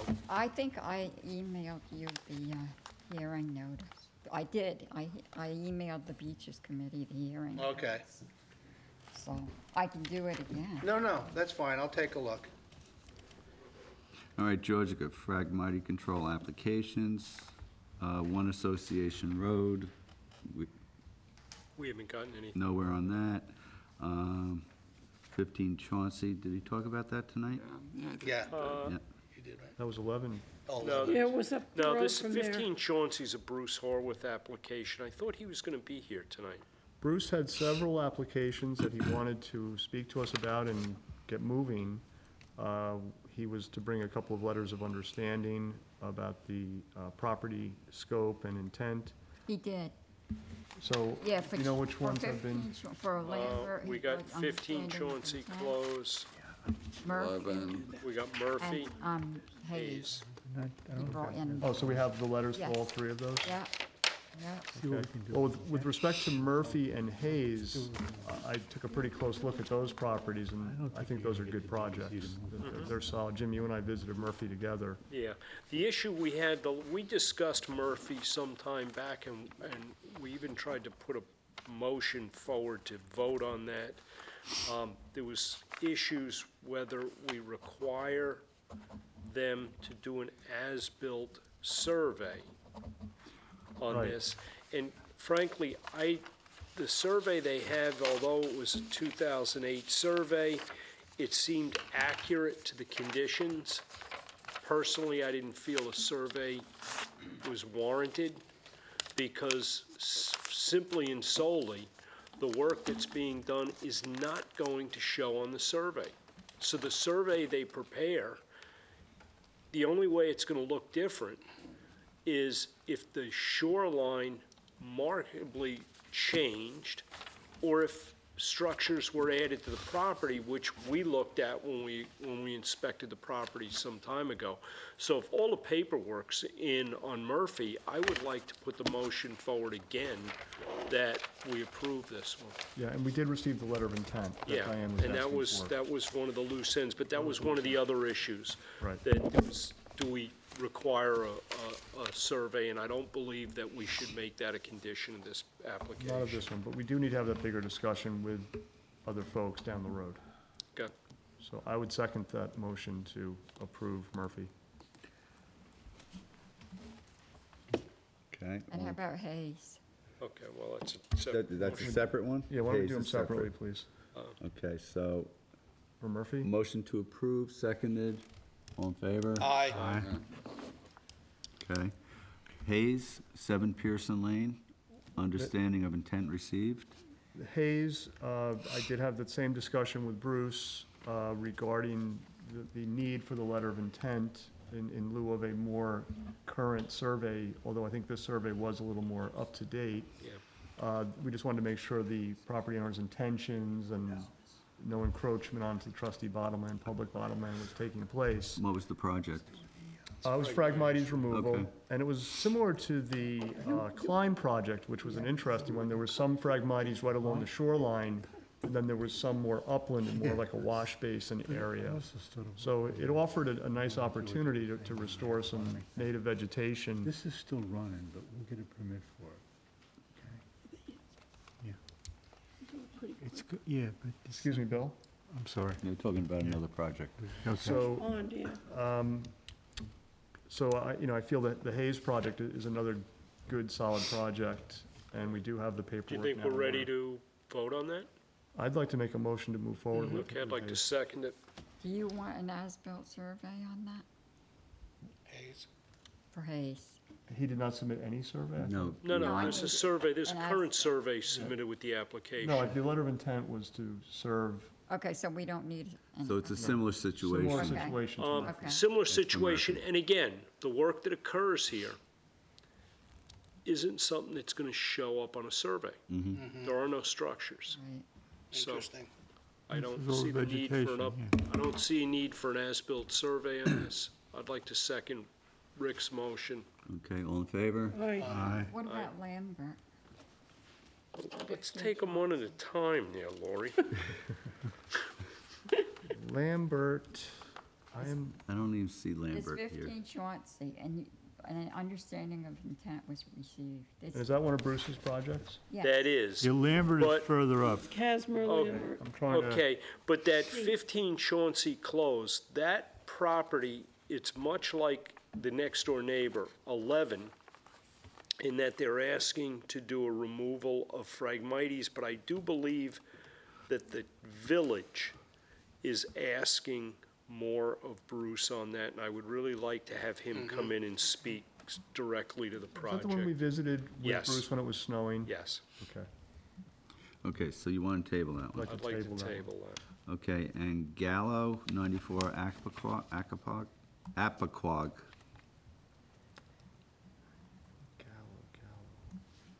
Skylight It's a- East it's a- LLC. Yeah, it's another one of Chuck Bowman's projects. Table, I'd like to table that one.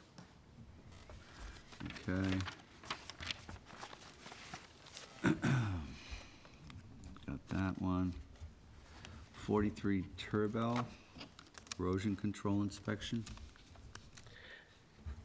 This is, Gorilla. yeah, this is one that we got an application a while back.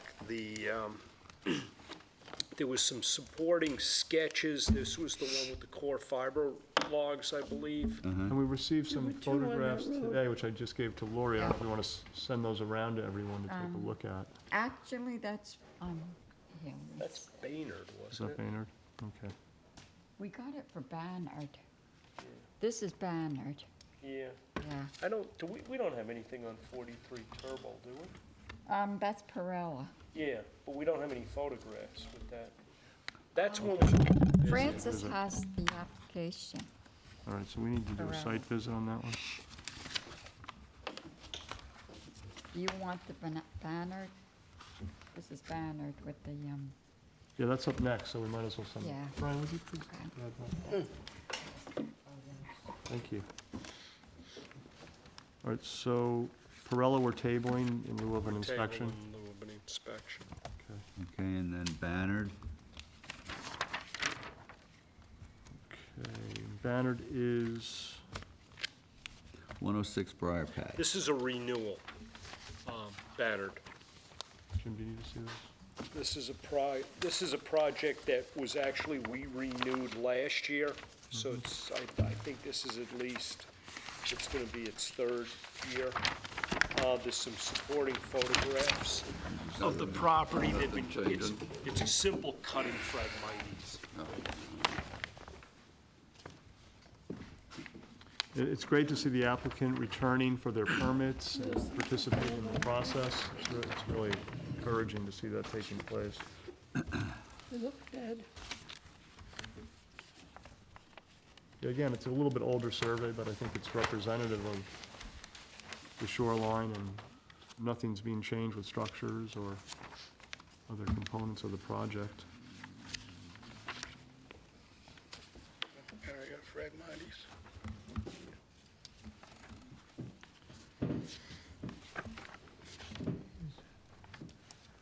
And that looks about, Representative of the area.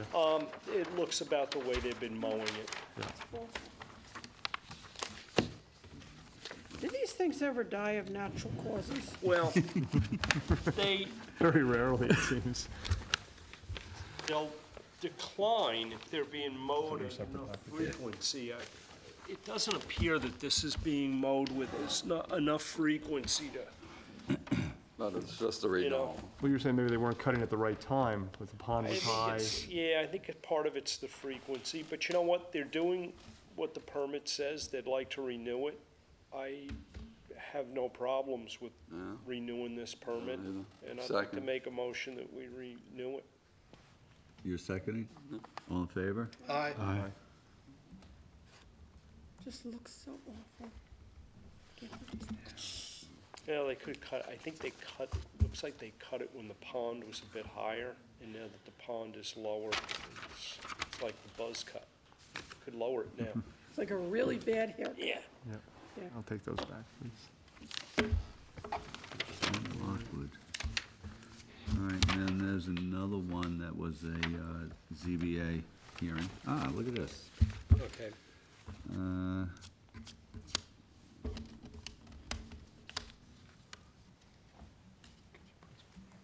Now, these hearings occurred January 27th. That, here, House on the Pond hearing occurred, it was basically tabled, okay? What you have is you have a neighbor that did some plantings without getting village approval, even though the plantings are native plantings. You have a next-door neighbor who sold the property to the applicant, who feels that their view has been compromised. The way the ZBA has left it is to see if both parties can work out an amicable agreement. The work that's going on the house is somewhat minimal, and the good positive trade here is they're looking to do a 20-foot, right now there's on the table a 20-foot buffer planting where a lawn presently exists. Okay, it also mentions legalizing a dock. There, you know what happened is, and this is kind of one of the interesting things, I'm involved in this project. The dock that was supposedly there forever when the property was sold to the new owner, well, if you measure 2006 as being forever, well, then it's been there forever. But for all intents and purposes, the guy bought the property thinking he had a dock that was legal. It's not. on the application for the work going on in the house, I think it was agreed to remove this piece of floating dock that essentially somebody just tied to the shoreline. It's not. So It's that, not in our inventory or anything? what's that? It's not in the dock inventory? No, God, not even close. No, no. You actually can see where it, the year it showed Floated in up. from, yeah. The year it floated up and they tied it to the shore.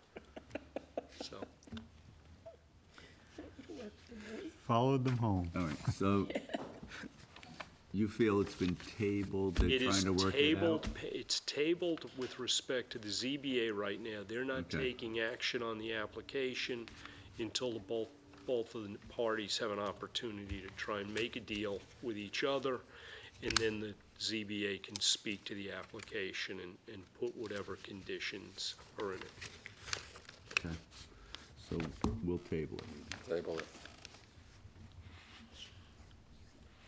Harbor management, or Okay.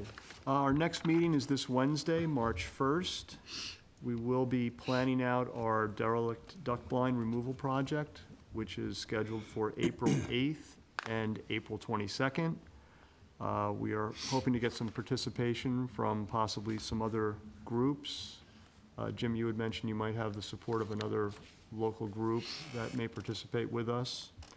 I will be speaking with Jim Bennett from the town regarding some resources to help us remove some of the Rick, blinds. What's the other date, April 22nd? Yes, April 8th and April 22nd. Okay. And we are looking for a new member for the Harbor Management Committee, so if anyone is interested, please contact the trustee office.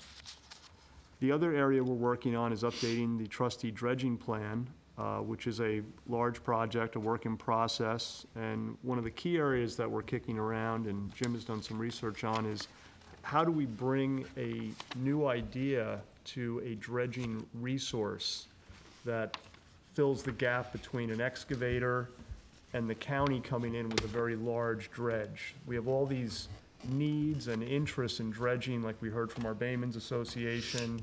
There's people that want to see environmental dredging. So right now we have a huge gap between someone with an excavator and someone that can't seem to get here enough to help us. So we're starting to think about and bring some ideas together on how do we do this. And I know, Jim, if you care to elaborate a little bit on that.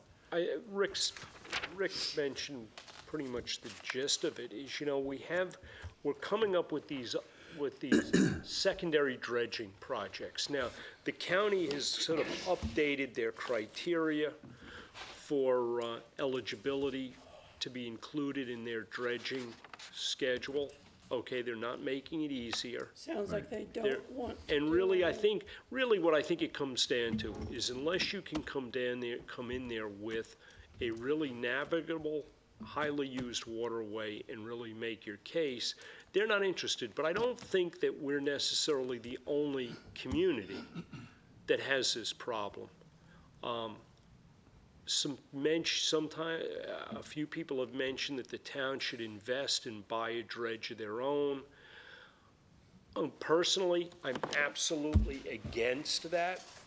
It was done with a barge years ago, and as much as some people thought it was highly successful, I think if you actually go back and look at the expenses to this town to maintain it and what real use you got out of it, it probably wasn't a good investment. What I think might be a more reasonable approach would be that we set up a little subcommittee, and maybe we can do this right through harbor management, where perhaps we contact Southampton, Southold, some of the other municipalities, and see what their dredging needs are. And maybe this is something that we can solve via engaging a contractor that one could invest in the equipment and know that they've got work. Because the reality here is this, guys. If the town of East Hampton wants to piss money away, going out and buying a dredge probably is a good way of throwing money out the window. Because do we have use for a dredge every year? No. These projects are something, how often, Bill, do some of these places realistically need to get dredged? Every 5 years? Once you got them all done, the thing with East Hampton is we're so backed up Yes. with things that aren't done. Okay, but I think what might make more sense is if we could coordinate with some other communities where, hey, this year these projects in East Hampton are being done. Yeah. This is what's going on over in maybe Southold or maybe Southampton. And what we can do is come up with something, because I don't think it's going to be realistic to think that we're going to be able to depend on the county for our dredging needs. Can I Yeah. make a suggestion along those lines? Sure. You know, towns, and I guess the villages too, but we're really talking primarily towns, they can enter intermunicipal agreements. And, you know, our problem has been that theoretically, we have a larger governmental body that would be responsible for this, but that's Suffolk County, and we know Suffolk County is not doing the job. So the town of East Hampton, it's what you're saying, Jim, but there's a framework under which you could probably do it. Let's say the town of East Hampton, the town of Southampton, the town of Southold, whether Greenport or Riverhead want to get involved too.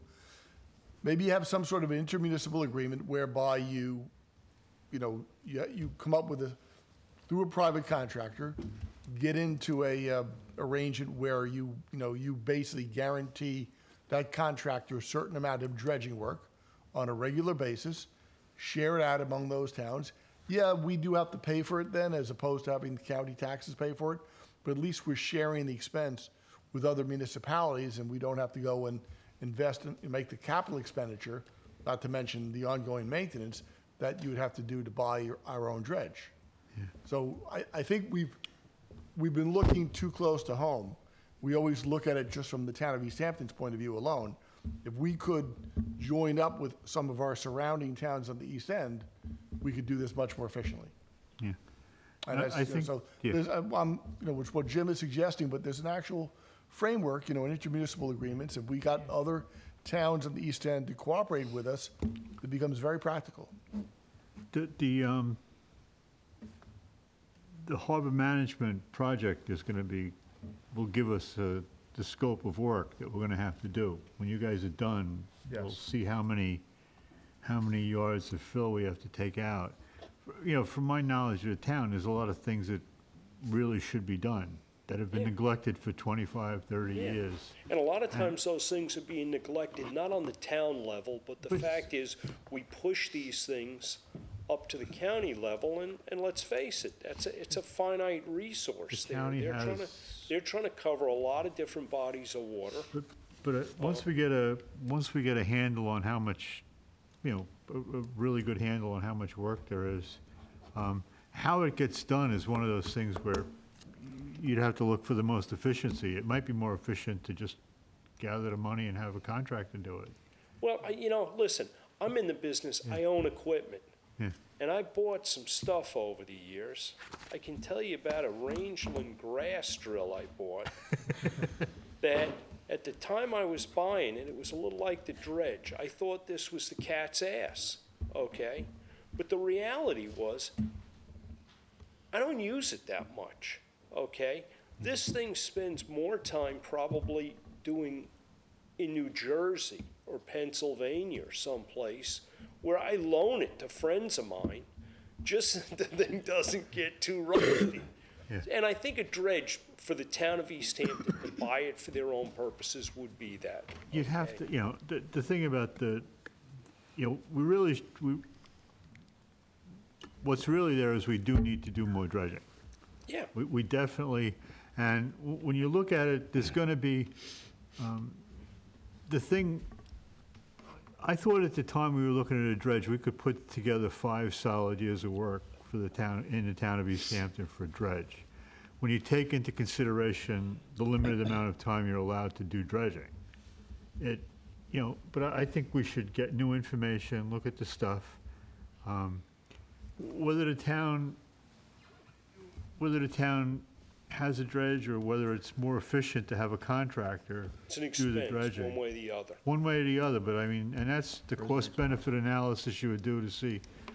When you talk about the town owning a dredge, there's a lot of expenses you don't really anticipate unless you really look at it. you know, a dredge is They break. it's a Break down all pump, the it's a time. pump that, It's a wearing it's a part. pump that pumps rocks, and, you know, you spend half your time fixing it, so I mean, And you have to basically field a crew that can run this piece of equipment efficiently, and that's the other issue. Yeah. And then there's, where do you repurpose those people at for the No, I- period of time that Bill just described, the off-season? yeah. But there are, not during the off-season, but there Okay, are but private you think, entities but, that need but, dredging. but, you know, the skill set needed to do that kind of heavy marine work is, it's real. Okay, you know, you're not, It's a specific business. you know, there's a reason why the people that do that work have to charge what they charge. It's not that it's all profit, guys. It's real expenses. Well, let me just say one thing about the county, because I was on the dredging committee, and I think Timmy was with me. They said to us, Accabonac Harbor didn't warrant it, it wasn't busy enough. It wasn't busy enough because it was too shallow and too narrow. So these are the things you come up against. But if you read the new county guidelines, the way this is working, moving forward, if we're looking to add a project, we basically have to go before the DPW and peddle our case. And, We're not gonna let you. Well, I mean, the whole, and yeah, I think, you know, and I think the goal here is for the county to limit the number of dredging the county- because they have projects to less limited- than what they're doing right now. They've They been- have limited Accabonac. funds. I take Accabonac, right? Accabonic's not gonna rate high for them, not just because it's shallow and that for this. There wouldn't be that much boating in it anyway, because there are no marinas in there. So it's a relatively small Yeah. number of people. There's no marinas in there. Yeah. So No. the And what- county's gonna say, and what we are want us to get- dredge a harbor, there's no marinas. We know that there are local baymen that. Well, we have two kinds of doesn't carry we much have two water. kinds of situations with dredging there. One is an aid to navigation, and the other issues that are coming up with more frequency is to improve the flow rates, improve the water quality. and to remove And- contaminants. And who's gonna do that work? I don't Nope. think that's something that the county's gonna jump on. No, I've been dealing with the county on dredging for like, ever since we got 3 Mile Harbor done. And they have a limited, Yeah. they have a limited thing, and you're also competing with towns with huge populations. Yep, so And let's, I think let's try and Realistically, explore- you're gonna see one county dredge job a year done out here. And we really need more, and, you know, so we're gonna have to come up with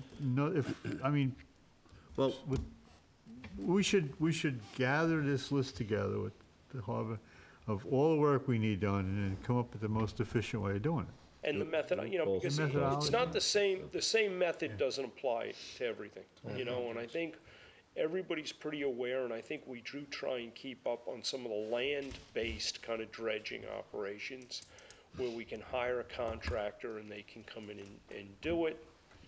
But let's face it, in a bunch of those applications, they can only reach so far.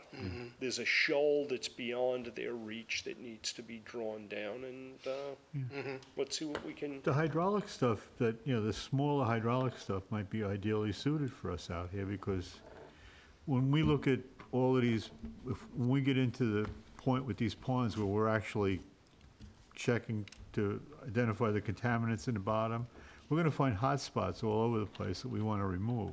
It's full of phosphorus or nitrogen, you know. And so, you know, we're gonna have a lot of different, you know, it's not all gonna be one 16-inch dredge you wanna, you know, go down the middle of the harbor with. But, you know, I think the harbor management committee is the right way to assess our needs and Yeah, I then mean, figure out the. we could be dredging the silt and filling the mosquito trenches. You know, there's a lot of different projects that could be done if we had the means. Yeah, and that's something that's more geared to a smaller operation. So I do hope to have a phase 1 draft available within the next 30 days for That'd be everyone to look great. at. So I'll distribute that to all the board members as soon as. I like the direction, you know? Great, thank you. So Jim, what are you thinking, like exploring what you could come up with in terms of a hybrid?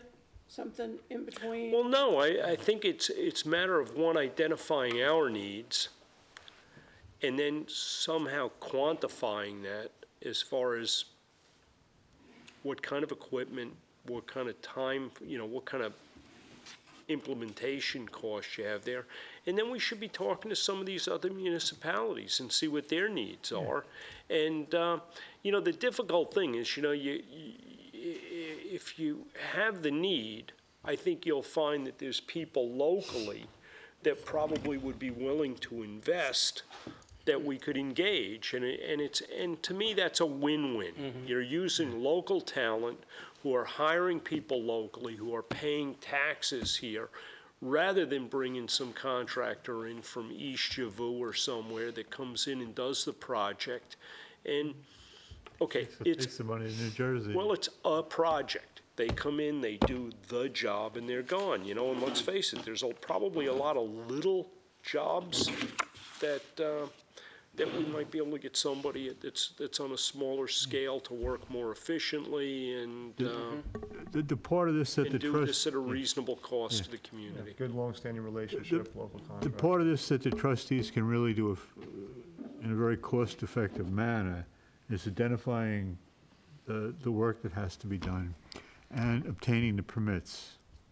So that We're ready when to you go. do, if you have a list of work you can get a contractor to come in and, efficiently move from one job to the other for the, for the duration of the dredging windows, and then work it, keep on That is one going. of the things we're working on, is collecting all the latest permits we're aware of for each harbor. So that would be an appendix to the plan, so we can see exactly where we are, if we need to start a new permit, or if we need to Have it all ready to go. update an existing permit, things like that. Well, if anything makes it clear that towns, you're on your own, it's this letter from Hillman, from the county. Yeah, well, I don't think he's gonna wanna do the anything. county is not in robust financial condition right now. They never Looking have to- been. They have about $1 million budget for all the dredging in the county, and that's not gonna go anywhere. Not enough. It's 4 or 5 projects a year. But, But at least it's in writing, and we know, we're warned.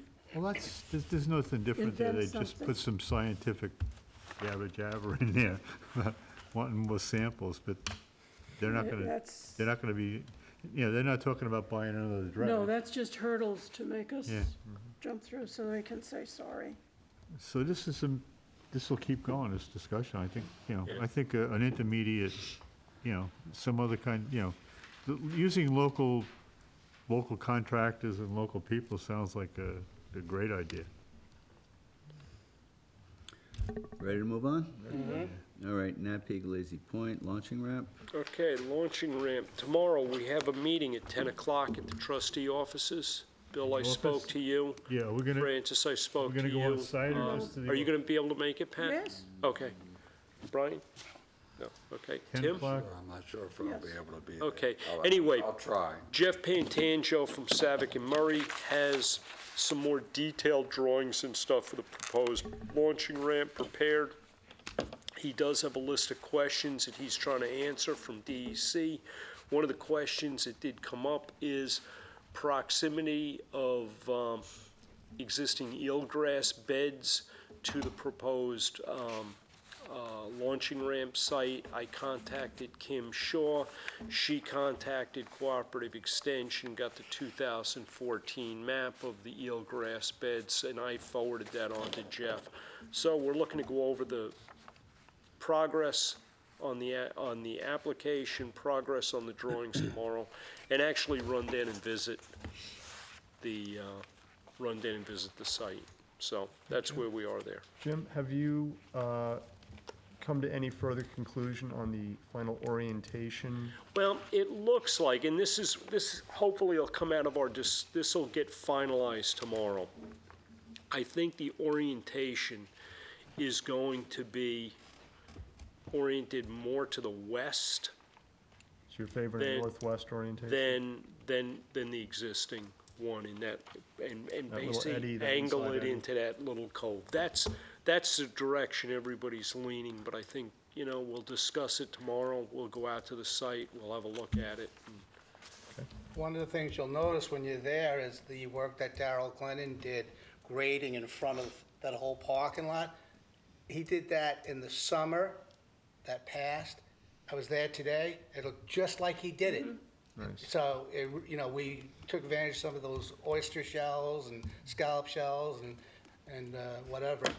It came out really nice, so it was really bad for a while there, really bad.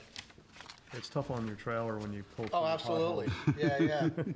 Yeah. And I suspect in the future, if it's all right with the board, I mean, we'll talk about it, but he's super reasonable, and he goes down there, and he maintenance. knows what he's doing. Now it's just a little maintenance once a year, but we might not even need it. I was really As needed kind of thing. happy to see, yeah. And Alarco seems to be a situation where they need a CO, and the building department kind of needs to hear from us. Well, That, there are a lot of places down there that, I'm not sure that this is an easy solution on that. I stopped by the office today, and our new temporary secretary had done some research on this and pulled everything out. This house basically sits on the property line of two lots. It's not the only one, though. No. It's not the only one.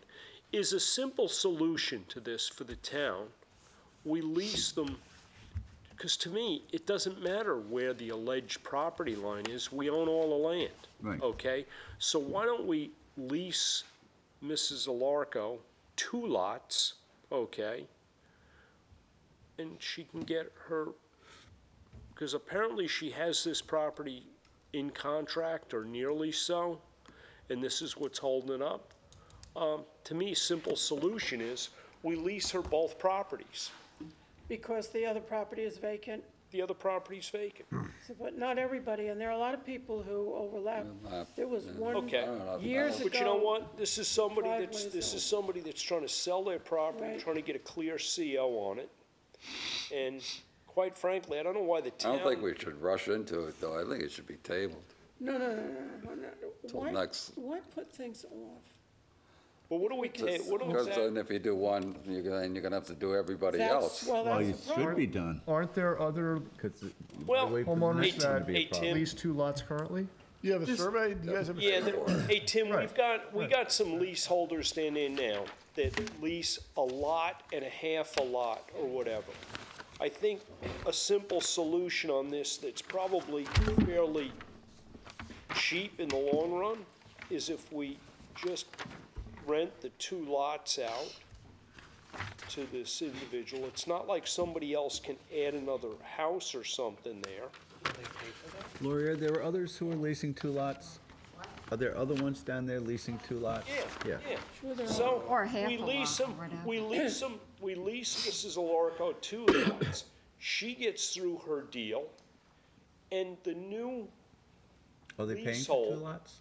Of course. the new leaseholder steps into the deal. Yeah. Paying With 2 lots. 2 lots, Let me ask you a okay? question. Have you guys done half-lot leases? Yes, I thought so. yeah. You also lease her half of that eastern lot, and that puts all of her stuff on the property. Is she willing to pay for two, Yes. She's selling. Whatever's Yeah. gonna And part of her house is almost in the road, you can't She's not fix living there that. anymore. And other people are What about overlapping, and you the other don't, ones?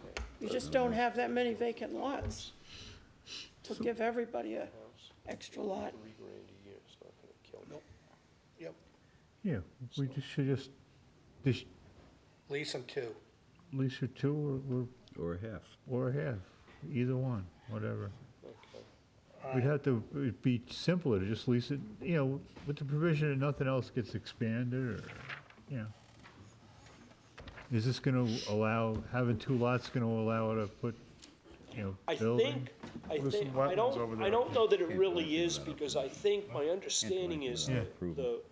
the somewhat, sort of vacant lot that she's kind of scaling over to has got some wetland issues on it that would probably, So if we lease her 2 lots with the provision leave that. it pretty that- constrained. that And there are some, expand there are upon some it, real restraints with regards Yeah. to what you can do down at Lazy Point in terms of height and additions. So with the wetland that was just mentioned, I would be in favor of just leasing these additional lot and not breaking it up as half a lot. I think that would be fine. And then the new owner would have Pay for 2 lots. 2 lots. of which maybe they're only using 1.5. Well, yeah. Plus, you get more revenue when you got no more houses. Right. Yeah, yep. Right? Well, that's the way I was looking at it. Yeah, that So sounds like a good I- way to look at it. I would go that way. Well, we'd have to approach Well, Larco and. she's away, the way we had left it at the last meeting is when she returned, she was gonna give me a call. Okay. I Oh, was gonna good. try and research it in the meantime. So I don't think, Tim, I don't think we need to decide this tonight, but I would just kind of basically wanted to get a feeling from you guys, Okay. how you felt about that. Because the next house to her east is about a couple hundred feet, I suppose. Yeah, I think there's In the area, maybe- she's there not may be near- 2 vacant lots. Nobody close to her Yeah, east on of the her. water side, right? No, that's the dune She's side, on the land. meadow side. Land side.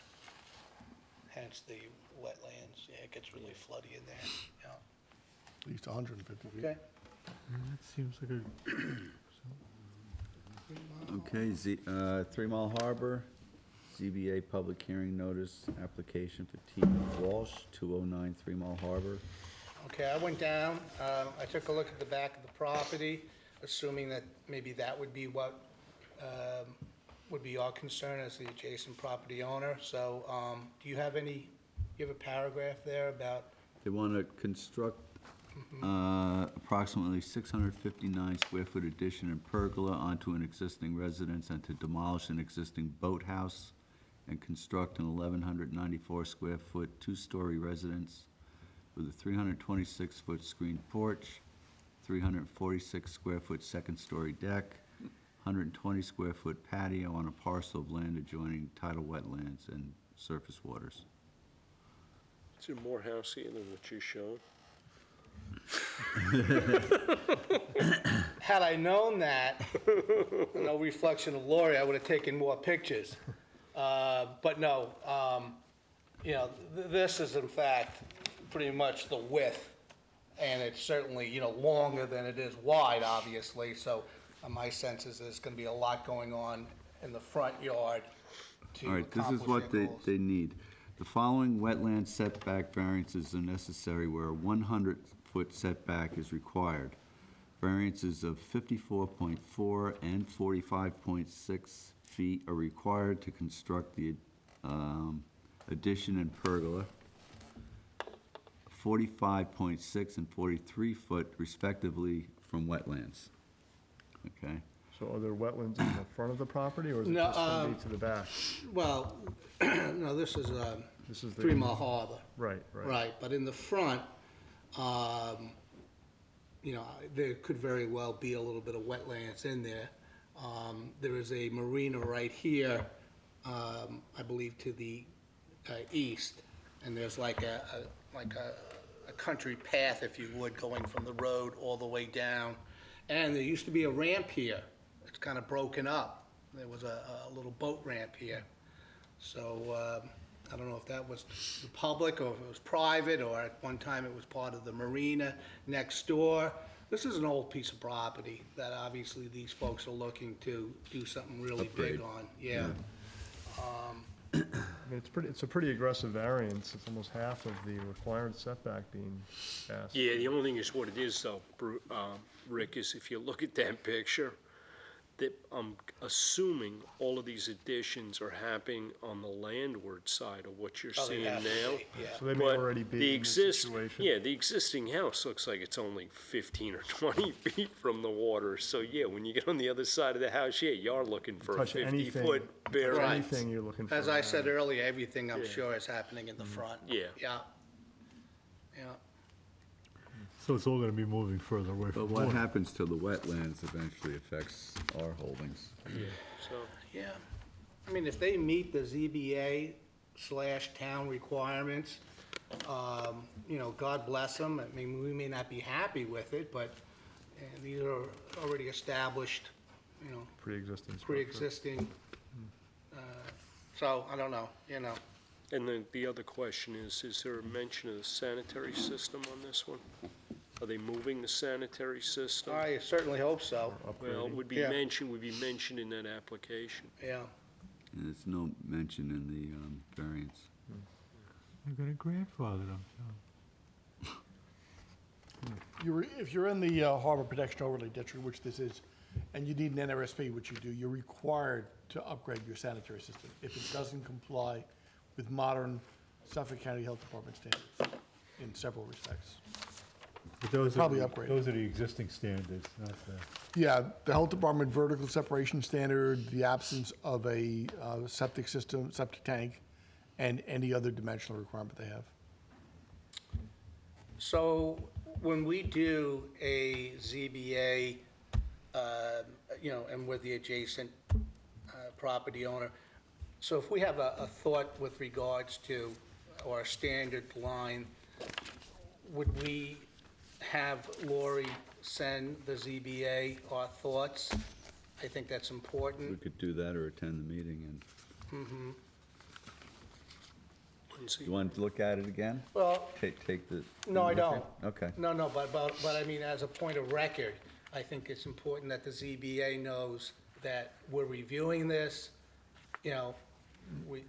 providing that all standard, laws are met, setbacks, et cetera, we're okay with it, or we object, or we have concerns. Well, yeah, but they're not going to stay in those setbacks. They're looking for the variance. For the variance. Yeah. It'd be interesting to see the plans of the project, to see where all this is Yeah, we taking don't- place with respect to the when lot is the hearing? layout.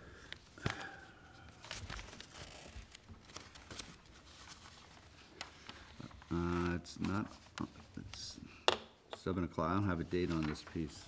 I feel like this is I'm uncharted missing the water front for first us. page. Do you know, Lori, what the date on this?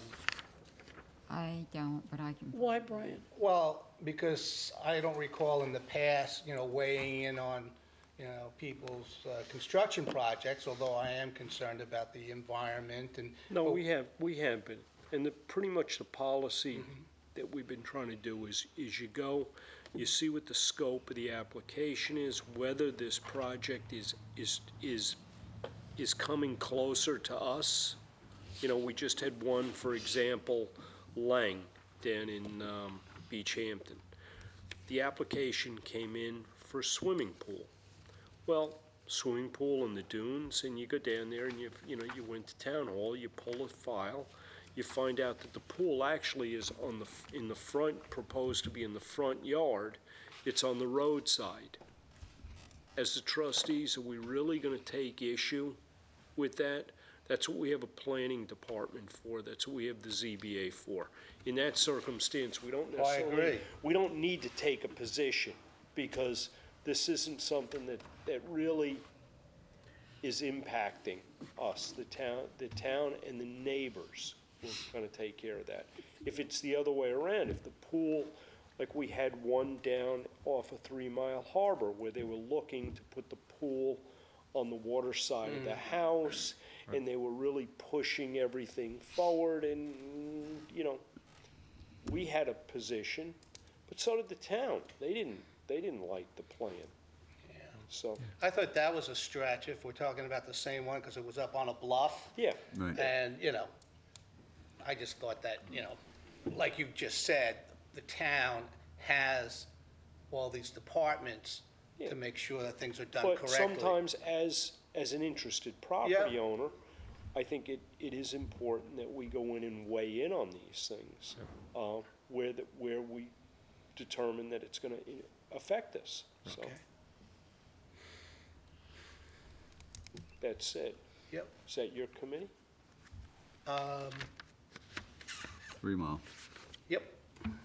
No? I think you should try to get a look at the plans. Yeah, it's easy. Okay. Just walk into the ZBA, ask Ellen for the copy of the plan, All right. and the name of the planner will be right on the application. Okay, will do. And they're pretty good about it. So I'll report back to you guys a little more. All right, Awesome. great.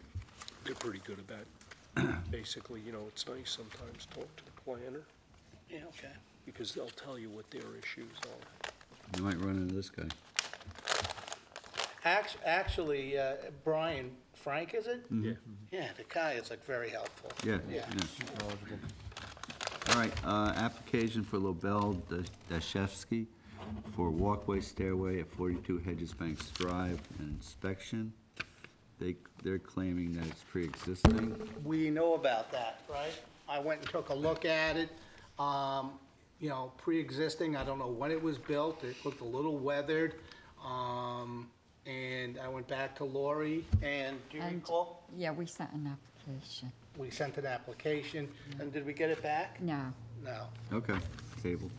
yeah. Oh, wait a Dennis? minute. Yes, we do have an application. I'm sorry. I thought so. We do have an application. And they paid the fee? Yes, Yeah, so that's all, that's done, yes, yeah, yeah. yeah. It's just waiting to be approved.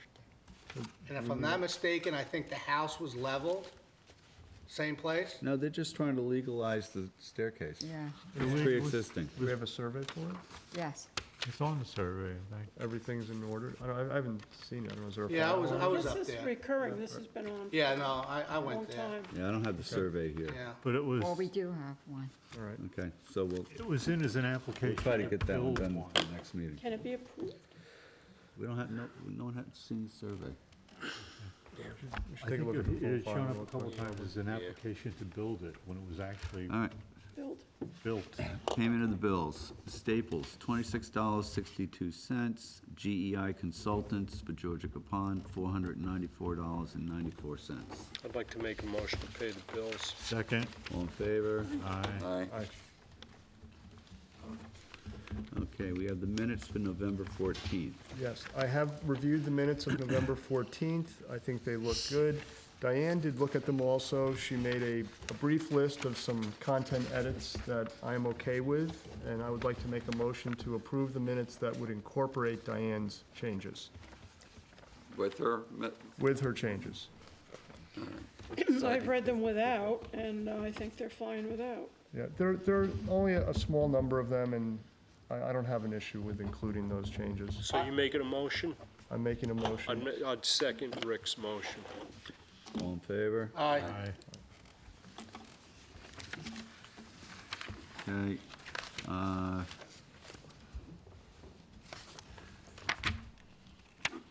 Okay, on report of the clerk, there's a handheld computers for pump out boat operators, but honestly, I haven't seen the information on those yet. I know you ordered them, right? Well, I've sent around information about the handheld computers. They have not been ordered. Oh, okay. They have not been voted on. Okay. What are these for? Well, there's a couple of things they can do.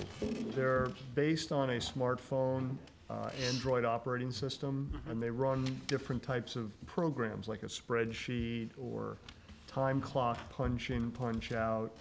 So a couple of things they could do for the pump out boat operators. They could record all of the activities of the pump out boat when they're pumping out vessels' waste holds. So there'd be real-time reporting of all the activities. that could be their daily, Their log. Their daily log would be done on the handheld, and then they could email it to Lori at the office, and it would be put into a spreadsheet electronically. So the collection process would be more efficient. Our reporting would be up to date much more quickly. This year, we were compiling the data in the 11th hour for 3 Mile and for We get- Montauk. We get a refund, from a grant on that. I got to meet the two fellas respectfully, the two old timers that pump out for us. I don't know if they're gonna be happy On about board with it? something that. Technology? computer- You know, yeah, I mean, I could be wrong, you know? But they're not the ones adding up all the numbers that they've written in at the end of the year to send in the final report. Yeah, but you know what, I think I think Brian's making a good point. We have to actually be somewhat respectful Do they carry cell of- phones?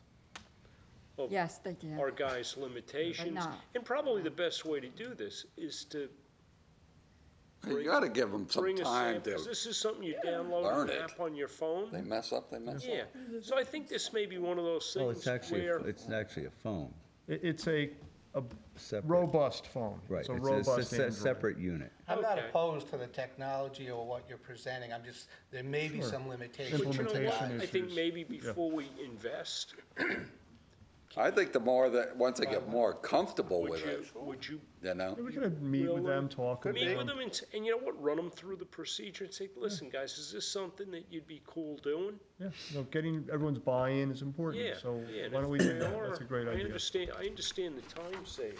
It took Or they weeks. could submit a weekly report, you know what I mean, instead of wait until the end of the year. You could do That would be the another app part for them, you know what I mean, get them started and then Right. send them out. I think, you know, But, Well, you gotta give them time to mess up and, you know, in the beginning. Well, maybe a month. I just say, think you should take no, that into but I mean, you know, let's face Absolutely, it. it's a good Yeah, point. no, I know. guys. It's Absolutely. nice if you can Who record. knows, maybe they'll How it say, got, who did that? hey, No problem. how'd my grandson do it? Well, they might I've say, been here too long. what, are you kidding me? Yeah, Yes. no, let's take it slow. Go home. So I think a meeting's in order, Okay. and we'll go When are over they it. returning? Do we know? They will be back probably in April, Okay, yeah. I'll see if I can get a prototype Yeah, together that we stick. could review with them and get some feedback. Before it rains again. Table it Because I until think then. if we just, can I tell you what I think, if we just show up and hand these things to the guys, and they're not really on board with it, there's nothing gained. Right, Yeah. good point. Feel them out. Sounds good. Yep. Correspondence, new dredge project requirements. We briefly spoke about that. Everybody got a copy of them? Yes. Okay. Peconic Estuary Program, the spring events and newsletter. What have we got going here? Are we doing the parade or not? Just out of curiosity. Who's interested in doing it? Who wants to take the boats out? No, I mean, it was on last time agenda, but we didn't really, When is the parade this year, John? I think it's 26th, is it? It's late. Yeah. It's late, because the 17th is a Friday, and it would actually be the following Sunday, a full week. Let me double check my schedule. I may be We can make a decision next available week. the next meeting. Yeah. It'd be kind of fun to be participating. Yeah, I just, I'm strapped up. You have other things to do that day, right? Listen, this is my fire department duties. St. Patty's Day. Well, Good stuff. the only way it's gonna happen is if somebody wants to go take them out there. So, Take the truck and hook up one of the boats and Yeah. trailer it out take it there. out I there. can get It's kids. gonna involve a day of preparation, Yeah, you know. all right, let me think that one through. Like Brian, we can fill it up. Let me just say something. It wasn't easy parking the boats. So, you take it out, you Yeah. put it back in. Goes back where it is, It yeah. was tight back there. Yeah. Well, both don't have to go. Yeah, Katrina. Take No, this it one. doesn't. No, you're right. The truck is fine. No, I mean both, one boat Oh, instead yeah, of two. 2 boats. Oh, you want, Jeez. No? we need Just more, leave them out we there have to for the get more pump out. trustees, yeah. That's it, they're moved. Leave them out there, Tim. Okay, just Peconic Estuary has some events this spring. February 25th, which passed. We'll skip that one. There was a seal hike. March 26th, a Fido-friendly nature walk through Indian Island County Park. Peconic River walking tour and cleanup on April 23rd from 10 to 11:30. There's a native plant workshop, May 10th, at Big Duck. Alewife monitoring training, March 9th, 5:30 to 6:30, and that will take place at 423 Griffin Avenue in Riverhead. Then sometime in April, there's going to be an Alewife Pond nature hike. April 27th, stormwater stewardship training, April 27th, 4:30 to 6, and that will be at 3690 Cedar Beach Road, Southold. And May 8th at 11 o'clock, and May 23rd at 10:30 is the horseshoe crab monitoring. And the location got cut off, so I can't tell you where that will be. You have a website or a web address? They're peconicestuary.org. Okay? And then there's the Long Island Strategy Track Meeting agenda.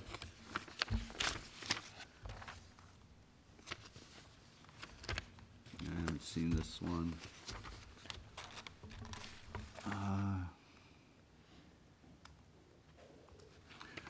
I'm gonna be honest with you, I don't even know what this is. Does anybody know the track? No? No, I was really waiting for your, Yeah. I was hanging on your every word. Me Yeah, too. yeah. All right. Can it? All right. Anybody have anything else? One quick thing. At the end of Alwye past Cedar Point Park up there, Northwest Harbor, about 2 years ago, there was that derelict boat ramp that we had Mark Edwards take away. Wasn't there talk about the town replacing that? There's 'Cause still there's talk. really- Yeah, there's nothing really Well, in that there was more area. talk that the town owns that and was angry that we took it away. Oh, no, So, no. oh yeah, I was on the receiving end of Who that. said that? Larry Cantwell. No, Larry thanked me. No. He thanked you. We crossed at the all our meeting before. Ts and we dotted our Is. Got a great deal from Mark Edwards. I get the bad end, you get the good end.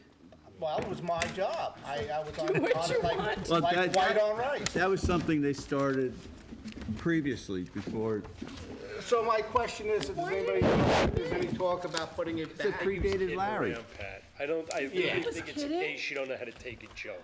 I really. He was I think so he was just- delighted I that think he we was took just, care of it. I think Yeah. he's just funning you. Ah, what a fool. Lord, please, I whatever. didn't realize that. Yeah, no. Mainly because there were a lot of people around and he was pointing like that. Yeah. Matter of fact, Ed Michaels had said, he was so glad that we got it out because it was really bad. I think once we get this one in that peak squared away, then that one will be addressed. I hope they. I think take it- that I hope one, they- I at hope they deal with. Cedar Point being exposed to, before they. Yeah, they should do, The that, base, that would be such a simple, took easy such a fix, and beating it's just gonna be that- gone pretty soon. that's, You I know what think, the deal the is? reason. That northwest wind It's beat it full up. of water. But isn't that a Runs partnership through there. out there? It's coming from, no, it's coming, it's coming from the land side, the land is messing, it's An coming, interim project. it's not the water that's messing up as much as the runoff, is it? It's the runoff. Yeah. Yeah. That, we tried to get them to fix that like 10 years ago, 10 years ago. It wouldn't take a lot. They're gonna be, if you have an emergency, And they'll the be, provision is there in terms of, looking the for that. road, the ramp, yeah. Yep, the orientation. it's quiet.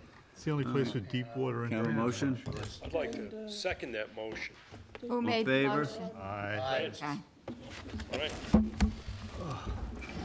Thank you, everybody. Thank you.